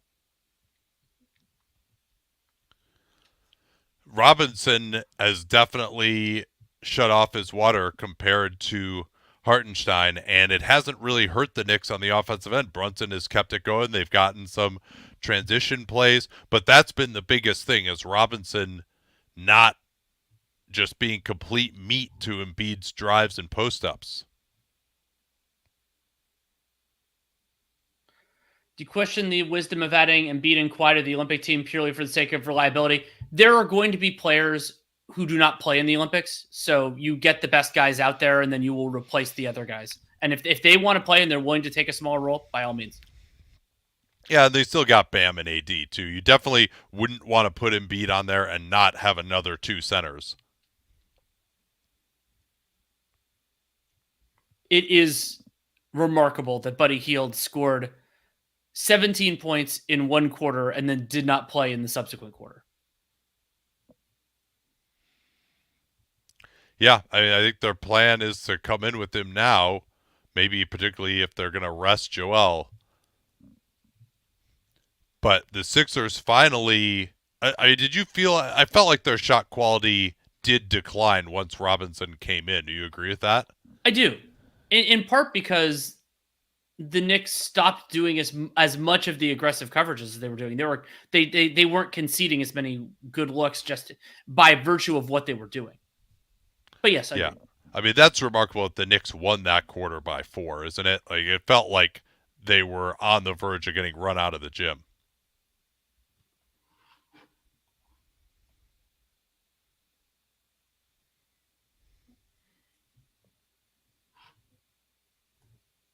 Let's see what Nick Nurse has to say here.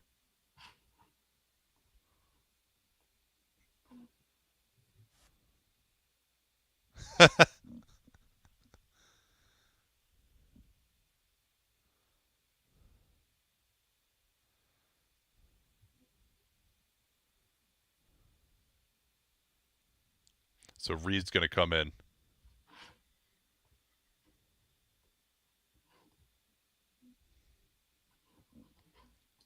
Yeah, so there is Healed now. He's going to match up with Hart. It's Oubre picking up Brunson. Have the Knicks made any subs in this half other than their center? I don't think they have. I don't think so. I'll look it up when we get a stoppage. Brunson has Batum on his back. Oh, it just rimmed out. Oubre trying to keep it alive. Hart flies in. Kick out. Anunoby's 3. Nails it. Knicks lead. I don't know which thing was harder, the pass or the shot there. Like, I mean, in terms of the speed, there was just lasers. Hield coming off the screen. Hart is on him, topsiding. Reed doesn't make contact on the screen. Hield wants to get it back to Maxey. That's denied. Late clock now. Hield tries to get it to Reed. It bounces right back to him. He's just going to have to fire here. He's not even going to get it off. Reed guts it, touches it, and where are we going?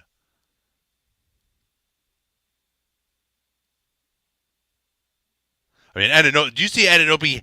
How did he make that shot? He can't even get off the ground right now. I think that does go off the midsection of Hart. Yeah, Philly will have another chance here. But Reed doesn't set a screen to get Healed open. That was the problem. Hart gets blast through the screen again. Now Reed will set that screen. He doesn't make contact on that one either. Maxey gets around it, sets Reed up underneath, blocked from behind. Robinson, jump ball.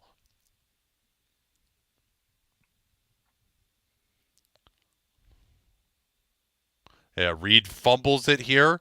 Can't get up fast enough. And yes, that is the right call with it being a jump ball.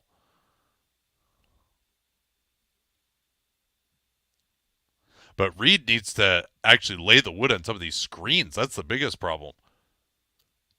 Hart is just blasting through him. 1.6 to shoot for Philly here. He gets a hand on it. Oh, now Brunson has a breakaway. Oh, great hustle by Batum to get back. Reed was lurking there too. Oubre's back onto Brunson. They'll switch Maxey here with no resistance. Brunson accelerates. Wants to get to his spot. Pulls up. No, Robinson missed tip. Reed could push it up here. Oubre. Oh, he's just stopped in his tracks by Anunoby. That was awesome transition defense by OG. Here's Maxey fading away. Reed's rebound. Batum 3 to tie it. Off the heel. Healed. A good rebounding guard. Saved it. Oubre's 3-pointer to tie. That goes down. What a rebound by Healed.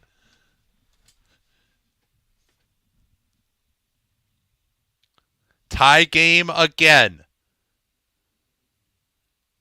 Healed trying to get through the screen on DiVincenzo. DiVincenzo downhill into Reed. Not a good decision. Great job by Paul Reed there, moving his feet. The mobile bigs have done a nice job of switching onto smalls in this series. Look at Healed getting inside position on Hart, who's done that to the Sixers so many times himself. And Oubre has a couple of 3-pointers tonight. Oh, and DiVincenzo just abused Maxey. Maxey just wasn't paying attention. DiVincenzo with a spin move inside and just got inside position. Maxey, a total mental error there. He just relaxed. Now he tries to drive it. He finishes inside of Robinson to tie it at 88. A classic fourth quarter developing here.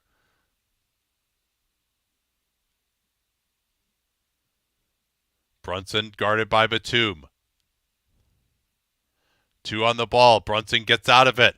Has Robinson rolling to the rim, and even Robinson isn't going to miss this one. Yeah, that was an aggressive double, and Robinson didn't even really stay in the passing window, but Brunson able to find him anyway with that nice bounce pass. Reed setting the screen here. Maxey rejects it.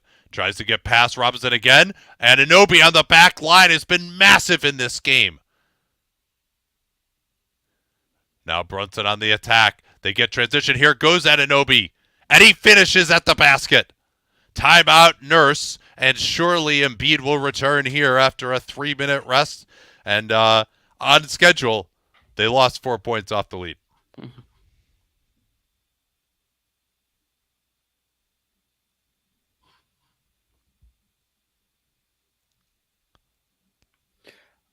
Why can't OG jump? It seems like he's dealing with some sort of lower body issue. I mean, he might just be fucking exhausted. Also possible. He's playing. He's on 36 minutes already right now. Somebody asked if the larger pool of Team USA players that would sub in, is it already set?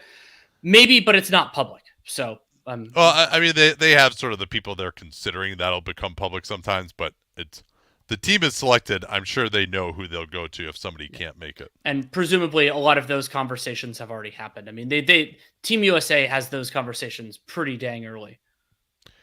Yeah, so it was 71-61. And you felt like the Sixers might pull away. Instead, 31-17 Knicks since. That's an interesting question for Granada. Does Indiana want Philly to win tonight? So that extends the series, gives them a rest advantage. But as the Pacers, I think I would rather play the Knicks. Well, they'd have home court against Philly. Yes, but I mean, I think I would rather play Philly because you can run Embiid off the floor. I think in a way that you can't with the I feel like the Miles Turner foul trouble would be just such a huge part of that series. Yeah, I mean they'll double team a ton and they beat Philly in the season series. They did.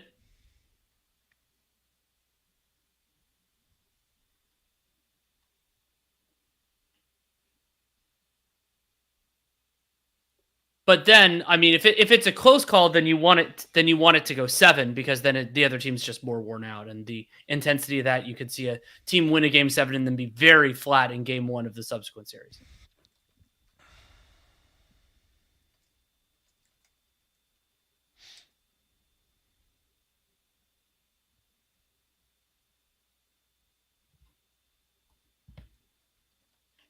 OG has a hitch because of his elbow. Yes, I believe that is a consideration as well. We're talking more about his vertical pop rather than his jump shot, but I believe he obviously is still dealing with his elbow, but you do see it in his jumper too. But he's shot it well today. Yeah. Yeah, Anunoby, 17 points, 7 of 14, 2 steals, 2 blocks, has made a couple other nice plays at the rim. And 4 of his makes, if you have 3 makes in the paint, 4 jumpers so far. So I think the biggest factor down the stretch here is who can avoid fouling the other team's superstar. On bullshit plays that they didn't earn. And Hartenstein is back in with Embiid back in. Maybe this is just to get Robinson a quick rest.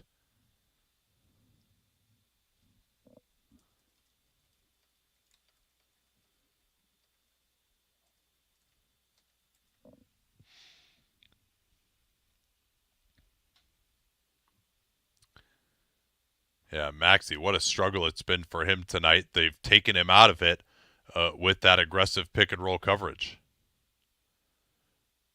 Screen for Oubre. Want to get him going to his left hand here. They go under, so he'll take the 3. Left it short.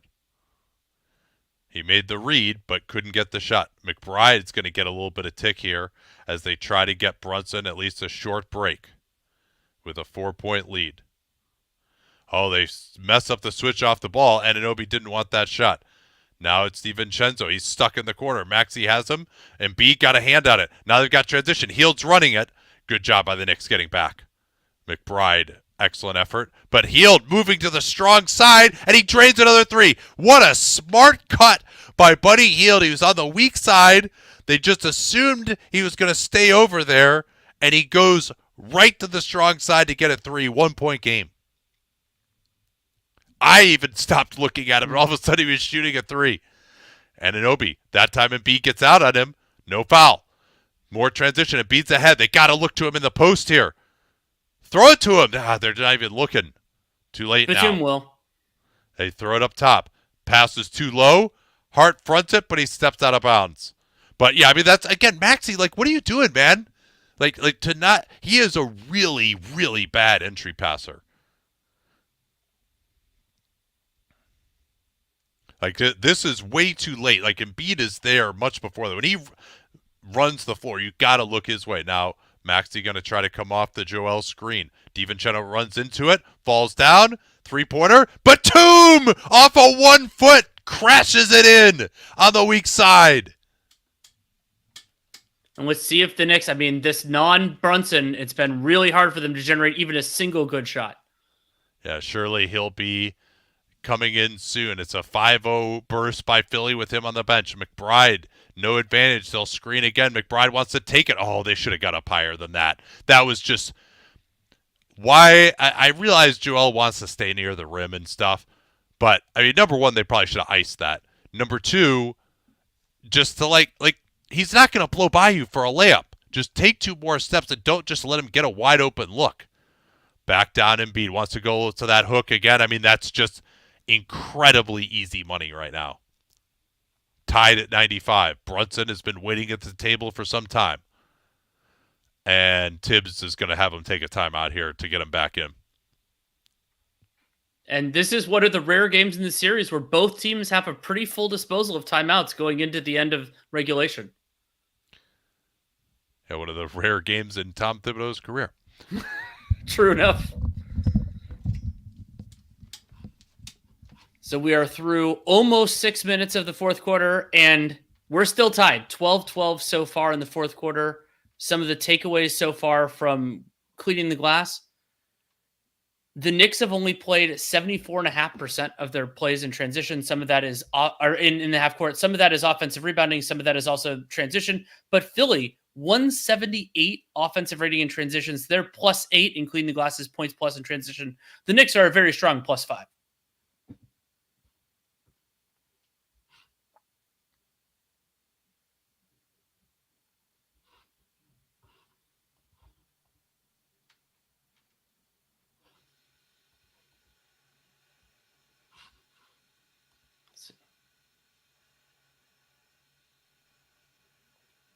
Weird that Nurse brings Hield in when Embiid sits because he was so good with Embiid. The attention that Embiid draws makes life gives Hield some pretty good shots. So I agree with you. I think that there were places to use Buddy Hield in that third quarter, but they ended up not doing so. And I mean the shift. I mean, we've talked about how this series has ebbed and flowed, and brought up the point of Miles McBride -15. The Knicks are -15 in his 8 minutes. Some of that is context dependent, but also we saw DiVincenzo firing away. That's been an important part of this game, and Maxey hasn't been great, but McBride has only been a part of that solution.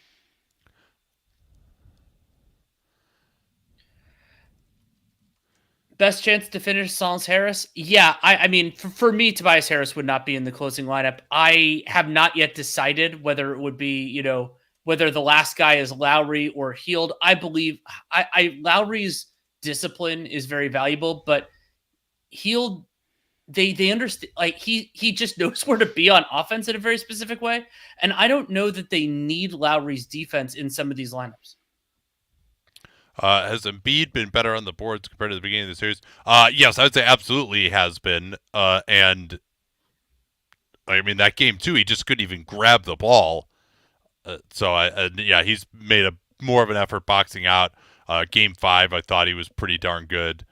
He's also actually grabbed some defensive rebounds. He's also grabbed some offensive rebounds in this one. Yeah.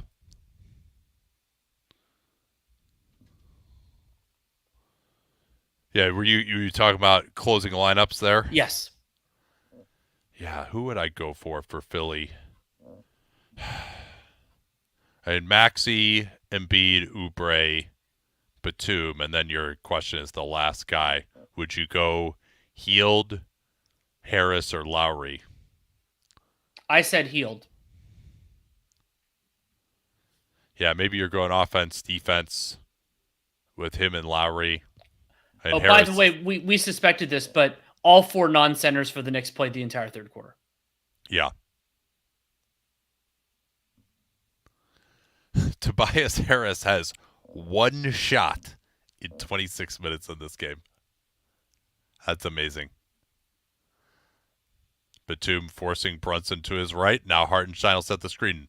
Brunson tries to attack before he gets there to get Joel wrong-footed. Joel was ready. Joel switching on to Brunson. Batum got back to contest the 3, but too late.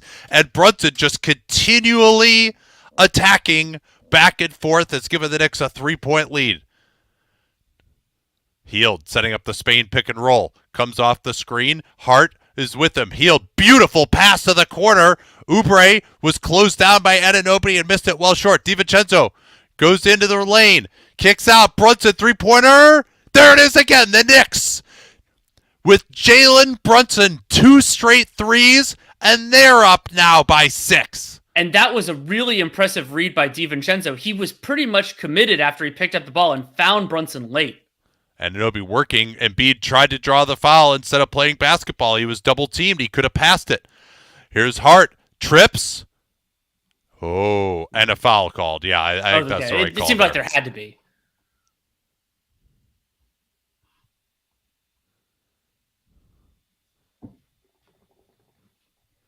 So Jalen Brunson now 10 of 23, 3 of 8 from 3. He's just hit 2 in a row. He's got 33 points and 11 assists.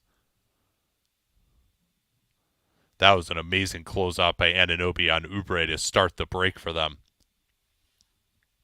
And the Knicks now can push it to a 3-possession lead. And with under 6 minutes to go, that is a dominating position.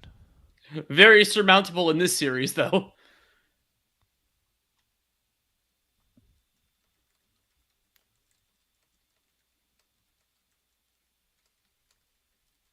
Which Knicks big would you be closing with here, Nate?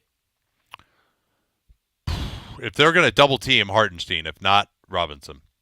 Healed is on Brunson. This is a matchup they like. Brunson, Healed tries to get back in front. Brunson's going to try one-on-one. Maxey shows. DiVincenzo pass behind him. 3-on-2 here for the Sixers. It's Maxey going right into Brunson. And 1. And that time he actually tried to play basketball and finish the shot instead of just deactivating for a foul. Huge swing there with the turnover, and now it could be a 1-possession game. And that pass was just for Jalen Brunson. He just misread where DiVincenzo was. And credit good defense there by the Sixers. Healed, and then Maxey coming over. Brunson probably should have had that pass to DiVincenzo earlier than he did.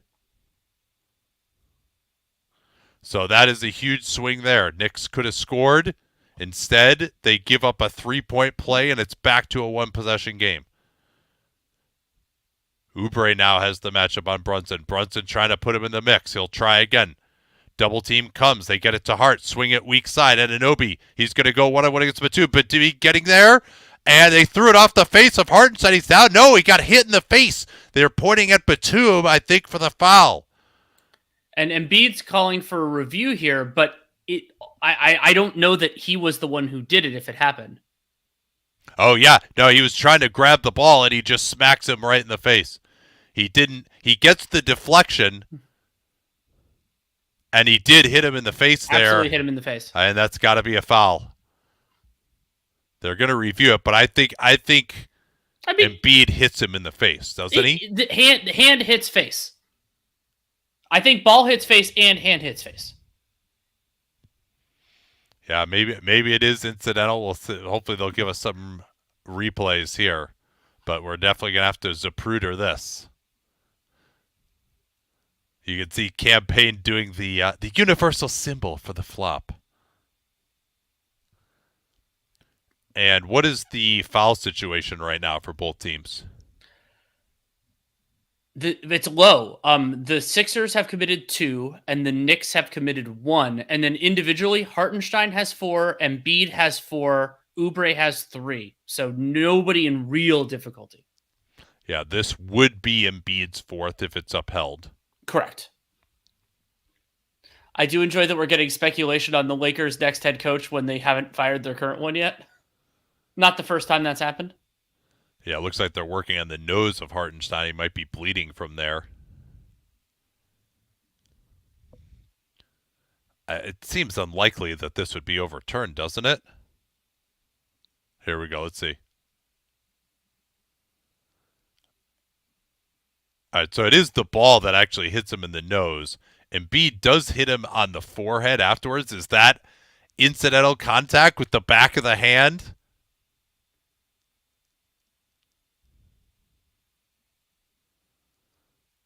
But yeah, that's Hartenstein getting a bloody nose from the basketball hitting him in the nose is not where you want to be. But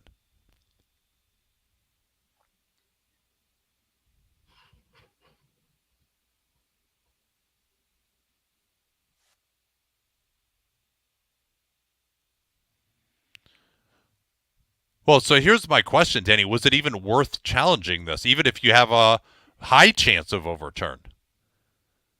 Because it's a 4th foul in Embiid. This wouldn't have been a shooting foul. I assume they got the ball, so it would be possession. But I mean, they did this correctly. You're supposed to actually respect the call on the floor, and he did hit him in the face. Like, there's enough to sustain it, surely.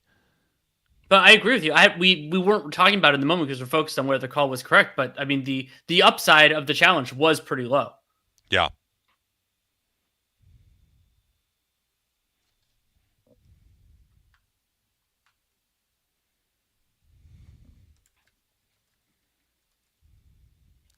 Yeah, I think this was like oh, that's such a bad call, I'm going to challenge it, but he didn't really think about what the payoff would be.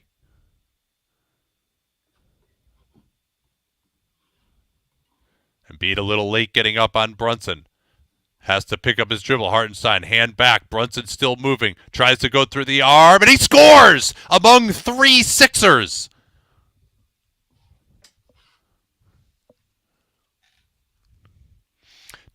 When you have that move to go through the arm, but then you also make the shot, he clearly practices that. Embiid looking to come off the screen weak side. Hartenstein gets through it.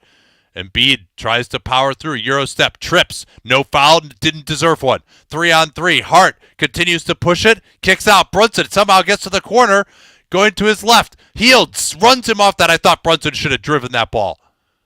And then Hield denies Brunson. Now it'll be DiVincenzo, and he beat Embiid to the basket. Knicks by 7. An aggressive drive there by DiVincenzo, but used the fatigue of Embiid, who just didn't have his legs on that drive before. Maxey rejects it, goes in, stopped Batum, and he's fouled.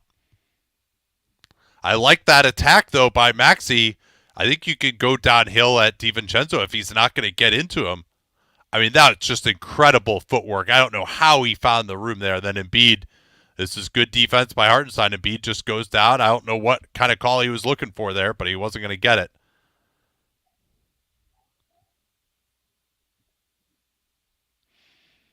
So huge free throws here by Nick Batum, but he's leaning backwards and misses the first one. You got to stand in there at the foul line. It's so easy to lean backwards or forwards.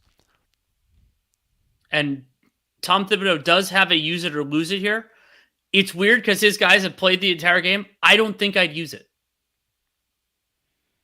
I agree. I thought he made a mistake with that. Tibbs calls out the play.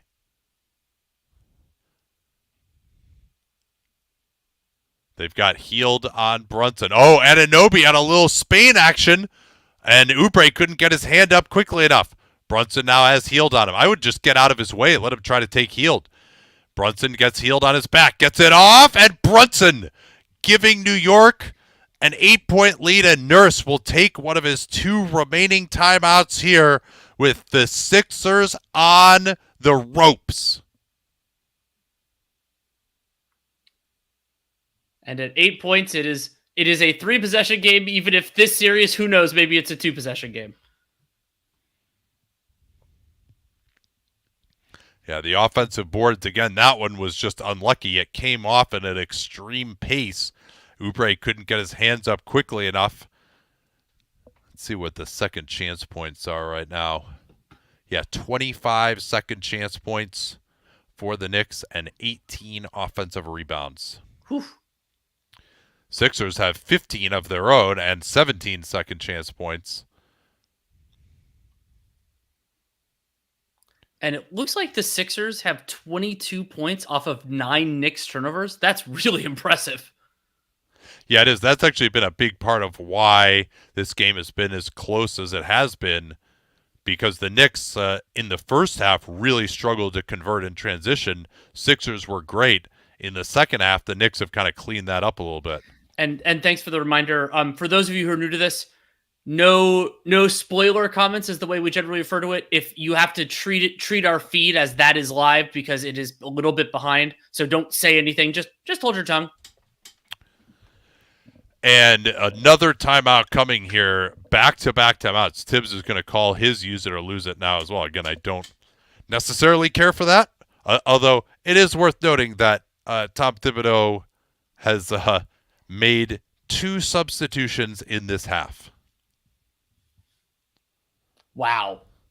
He's really this Knicks team, and like the success that he's had has turned him into a caricature of himself. But they don't have Bogdanovich, of course. They don't have Randall. McBride has played 8 minutes. And they're not playing Achua. Yeah. I wonder. I don't think there's a good way to pull this. If that is what the fewest subs in a half ever is. 2. I doubt it's ever been 0 in the NBA, or at least in the play-by-play era. Are the Knicks all on cocaine? How do they just keep sprinting all game? Well, part of it. Actually, I don't know why Philly was doing a really good job at the end of the first half involving Brunson on defense. They just haven't done that at all in the second half.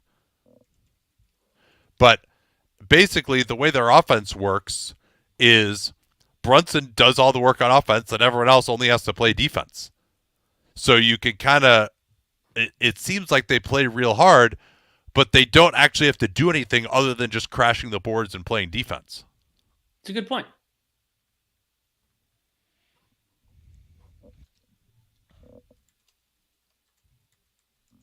So Philly now down 3 possessions with 3:26 left. Harris is back in. He's replaced Hield. Knicks going to try to deny everything. Hartenstein making that catch tough. They try to drive the front. Embiid goes down the lane, and he's going to be tripped from behind. Probably the right decision there. And nice job by Maxey that time. I've been critical of how he's interacted with Embiid. That time with him being fronted, he drove towards it, and that creates the passing angle to get Joel open. And Embiid gets a little bit of rest from the free throw line. These are, again, very important free throws for the Philadelphia 76ers. And there has not been much of a disparity in this game. I believe these are the 19th and 20th free throws, which pushes them above the tie. The Knicks have 18. And I said who could stop the other team's star from drawing bullshit fouls. Neither of them has drawn a bullshit foul here in the fourth. Tobias Harris in. I believe I thought I saw Lowry. Did I not? No, I think Lowry's out. Yep. Yeah, it's Batum with the other 4 starters and Lowry on the bench. Batum has Brunson. If the Knicks can keep scoring here, they'll be in the second round. 2 on the ball. Here's Hart. Corner Anunoby. They had no space, and they tried to set a flare screen. Anunoby fighting into the lane, and he lost it again. Will stay here with 2.9 to shoot. The challenge situation, the Knicks have 1. Philly does not. Timeouts. Knicks have 2. Philly has 1. Fouls. 3 on the Knicks and 2 on Philly. DiVincenzo gets it off. Long, tipped out, Hartenstein. They're going to get it again. And Anunoby doesn't take the three. He's going to go in and hammer it on Embiid. What a great decision from OG Anunoby there. He's been a little, his jump shot has been solid in the game, but the drive was the better chance, and that may get close to clinching it. He used all of that 7'2" wingspan to punch it on the 7'2" Cameroonian. And that's a 5th foul on Joel as well. Missed that free throw. 8-point game. Philly just not able to get stops here in the 4th. 2 on the ball. Embiid should take that 3. Instead, he tries to hand back. Denied by DiVincenzo. Now Maxey has it. Back to Embiid. They come up from the corner. Ube tried to cut. He'll take the 3 instead, and he hits it.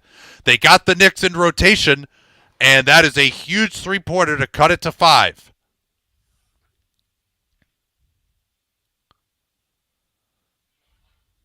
Brunson waves everyone away. What are they going to run? Are they going to try to double to take it out of his hands? Oubre is kind of creeping up here. They've got Embiid on Hart to try to take him out of that pick-and-roll game. Here's Brunson. Missed it. Good box up by Harris. Maxey can push. He's got Oubre. He doesn't throw it to him. Maxey will try again. Into 3 guys. What a finish! It was a terrible decision, but a great shot. We're down to 3. Double team on Brunson. Hart, as Brunson gives it up. Oubre trying to deny him the ball back. All eyes on Brunson. They don't call a foul, thankfully. Hart is wide open. This is a very languid double team. Hart drives in. Missed it. Tip. Missed it again. Embiid has it. Get it to Maxey. They can push it here. 3-point game. Maxey. Joel off the screen. He's going to come downhill. They have no spacing on the weak side. Here's Embiid. Goes to the corner. Harris. Harris only taken 1 shot. This is his 2nd. Misses. Oubre sneaks in. Tip dunk. It's a 1-point game. 7-0 run. I think the Knicks should use one of their timeouts here to set this up. They get it, because they're going to a different strategy. They're getting it out of Brunson's hands here, and it's been very chaotic. And they can't believe that a foul has been called. And I agree with Nick Nurse here that he's just going under the arm. Oubre's trying to show his hands. This is just a horseshit Brunson call. grabbed Oubre's arm there. But first in the last 2 minutes. That could loom large, though, if there's another foul. They try to deny it in bounds. Philly's pressure is told here. Here's Brunson trying to get past Oubre, and he's drawn another foul. And it goes! Somehow! And Nick Nurse burning his challenge. I think this might have been an offensive foul. Brunson swung his arm back. Let's see. Nope. I thought he swung his left arm. No, he didn't.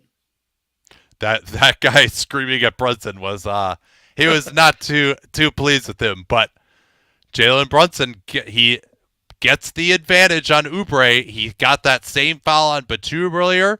He got it on Oubre, just he's so shifty, changing speeds, Oubre couldn't react fast enough. And by starting his drive further on the floor, again, he gets Oubre out of control, trying to keep up with him, and he got his full body in front of him. That's what you need to get that call.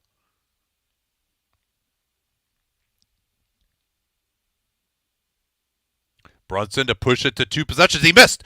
And it's loose, and Hield has it. They're 2-for-1 chance for Philly. In this series. Oh, man. Hield is in. High pick and roll. Joel, can he get down? He wants to hand back to Maxey. Maxey, Hartenstein is on him. Hield runs into him. Maxey trying to drive. Goes in. Stopped, but fouled. He was fouled from behind, and they will get the 2-for-1 here.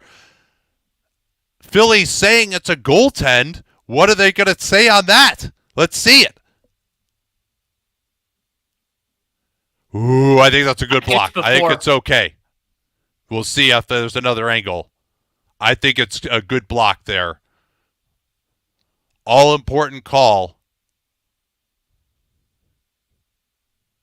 So I think they've called a goaltend to review it. If this is the best view we have,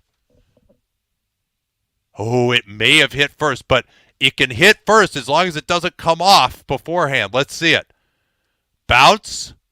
Oh, it may have come off. I think it bounced first. I think it hit. Let's see. This will show it. Oh, you can't see it from there. I think you see it go off of Hartenstein's hand and you see it go off of Hartenstein's hand and hit and move forward. I think it hit first. This may show us here. Oh, I just don't know. We don't have. Why don't they show us the above the basket camera? That's the one that'll show it the best. I mean, but the problem is they called it a goaltend on the floor. I don't see incontrovertible evidence here. I think it hits. I mean, well, yeah, but is it coming off? Is there here? This will show us. Is there daylight between the ball before he touches it? It's a good block to me. I think he gets it. There might not be daylight. Oh my God, this is so close. But that one, maybe it's coming off there too. You can see a slight change in direction. I don't know that I've ever seen one this close. It's insanely close, and this is everything right now. This would give Maxey a chance to tie it if it is a goaltend. They've called it a goaltend on the floor. Otherwise, you cannot review it. But is the presumption then that it is a goaltend? Let's see. Confirmed. It is a goaltend, and it'll be a free throw for Maxey to tie the game after Brunson could have given the Knicks a 4-point lead and missed his free throw. Maxey had 3 key missed free throws in Game 5 before his later heroics. This one could tie it, and the Knicks should call timeout here to advance it, I think, and try to get the 2-for-1 themselves. Holy shit, that was close. Maxey to tie it. Philly was dead. They were down 8 just a couple minutes ago, and Maxey has tied it at 1:11. They will not call timeout to advance it. Now they will. Oh, boy. So you're 5 on the floor here. I think you probably stick with this group if you're Nick Nurse, with Batum taking out Heald. And does Philly have a timeout left? They do still, they right? Do. So they have one. So we'll see. This is going to be very interesting. I think you probably, do you want to take it as Philly? I think what you do, see how much time is left. I think you push it up on the rebound and then call the timeout if you don't have anything to get Heald in and space the floor. But, of course, it matters immensely whether they actually score or not. It does. And also what personnel changes either team makes. Presumably the Knicks aren't going to do much, but you never know. Well, and a huge question now is, what is Nick Nurse going to do? They've really succeeded in getting the ball out of Brunson's hands and creating some chaos. Do you want to do that again? They haven't had an answer for Brunson. Brunson's just been giving it up early in the possession. And again, no spoilers anywhere. Wherever you're chatting, don't say anything about what happens ahead of time.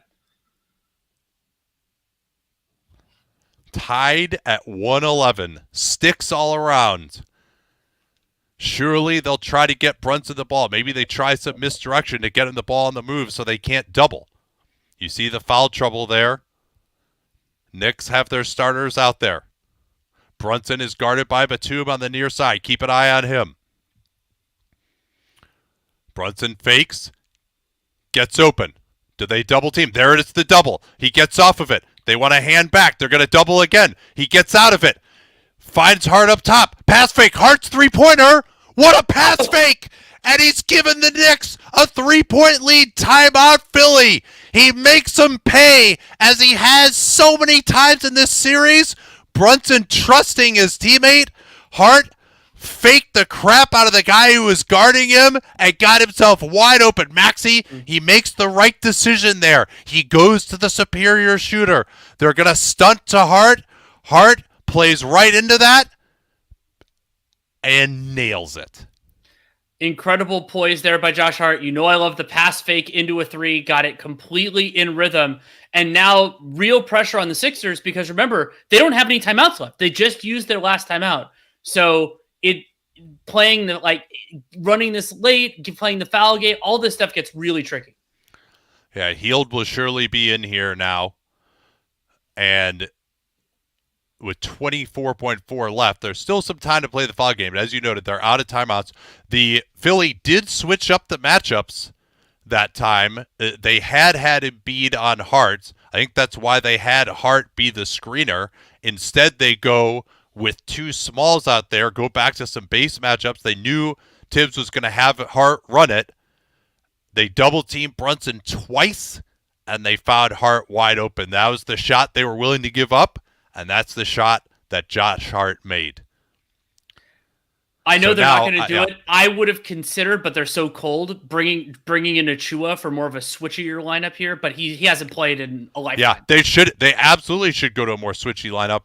And so what are they going to do? You're going to run Maxey and Embiid pick and roll here, and then see if you can get Embiid a pick and pop to tie the game, or then you can go one more to Hield if they bring another guy up to get Joel. They do have OG on Embiid here, and they have gone small with McBride. Embiid is right there. He's going to just try to go in. They don't foul, and Embiid gets two. They go to the double team. Brunson trying to get out of it. Knicks have a timeout if they need it. They get it ahead. DiVincenzo, it's deflected. Hart. Oh, they could have fouled Hart there. Now time's running down, and they do foul. I think it's DiVincenzo that they got. So it'll be Dante DiVincenzo going to the line. They did burn about, I think, 9 seconds off the clock there. He'll be going to the line for 2 here. But that will be it for Joel Embiid in this game. If it does go to overtime, the Sixers will be without their setter. They're going to sub in Tobias Harris for him. Embiid had to be the one to take the foul. Oubre could have fouled Hart there. I don't know why they didn't, especially with his clutch free throw record. And that ended up costing them Embiid in the end. He had to run down and take it. So DiVincenzo has 2 free throws. Embiid has fouled out. Will this be the last time we see him this season? A heroic effort for him in the end. 39 points.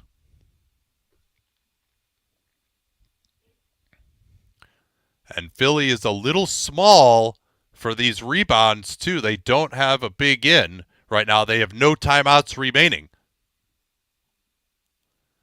There's the first one from Dante DiVincenzo. The Knicks are small, too, because they don't have a big on the floor either, I believe. And how quickly... So here, when would you foul here if he makes this free throw as the Knicks? I mean, you want to try to run as much time off as you can beforehand, but he makes them both. I think for me it's 7 seconds. They get it into Maxey, and McBride's going to take it right now. Maxey felt it coming, but they're not going to give that as a shooting foul, surely.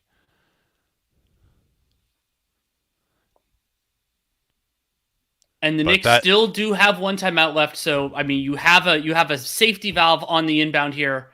I would look very briefly to try to inbound it before if he makes the second one here, but you need to be ready to call the timeout. If only we had experience with that in this series.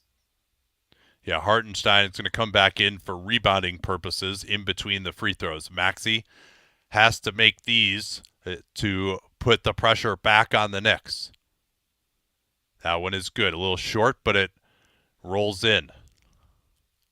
They did foul very early. You could see McBride. He said after the last game, I wasn't up on him enough, and so he was definitely going to be up on him that time, and they were not messing around, but maybe they overreacted to what took place in the last game, not fouling.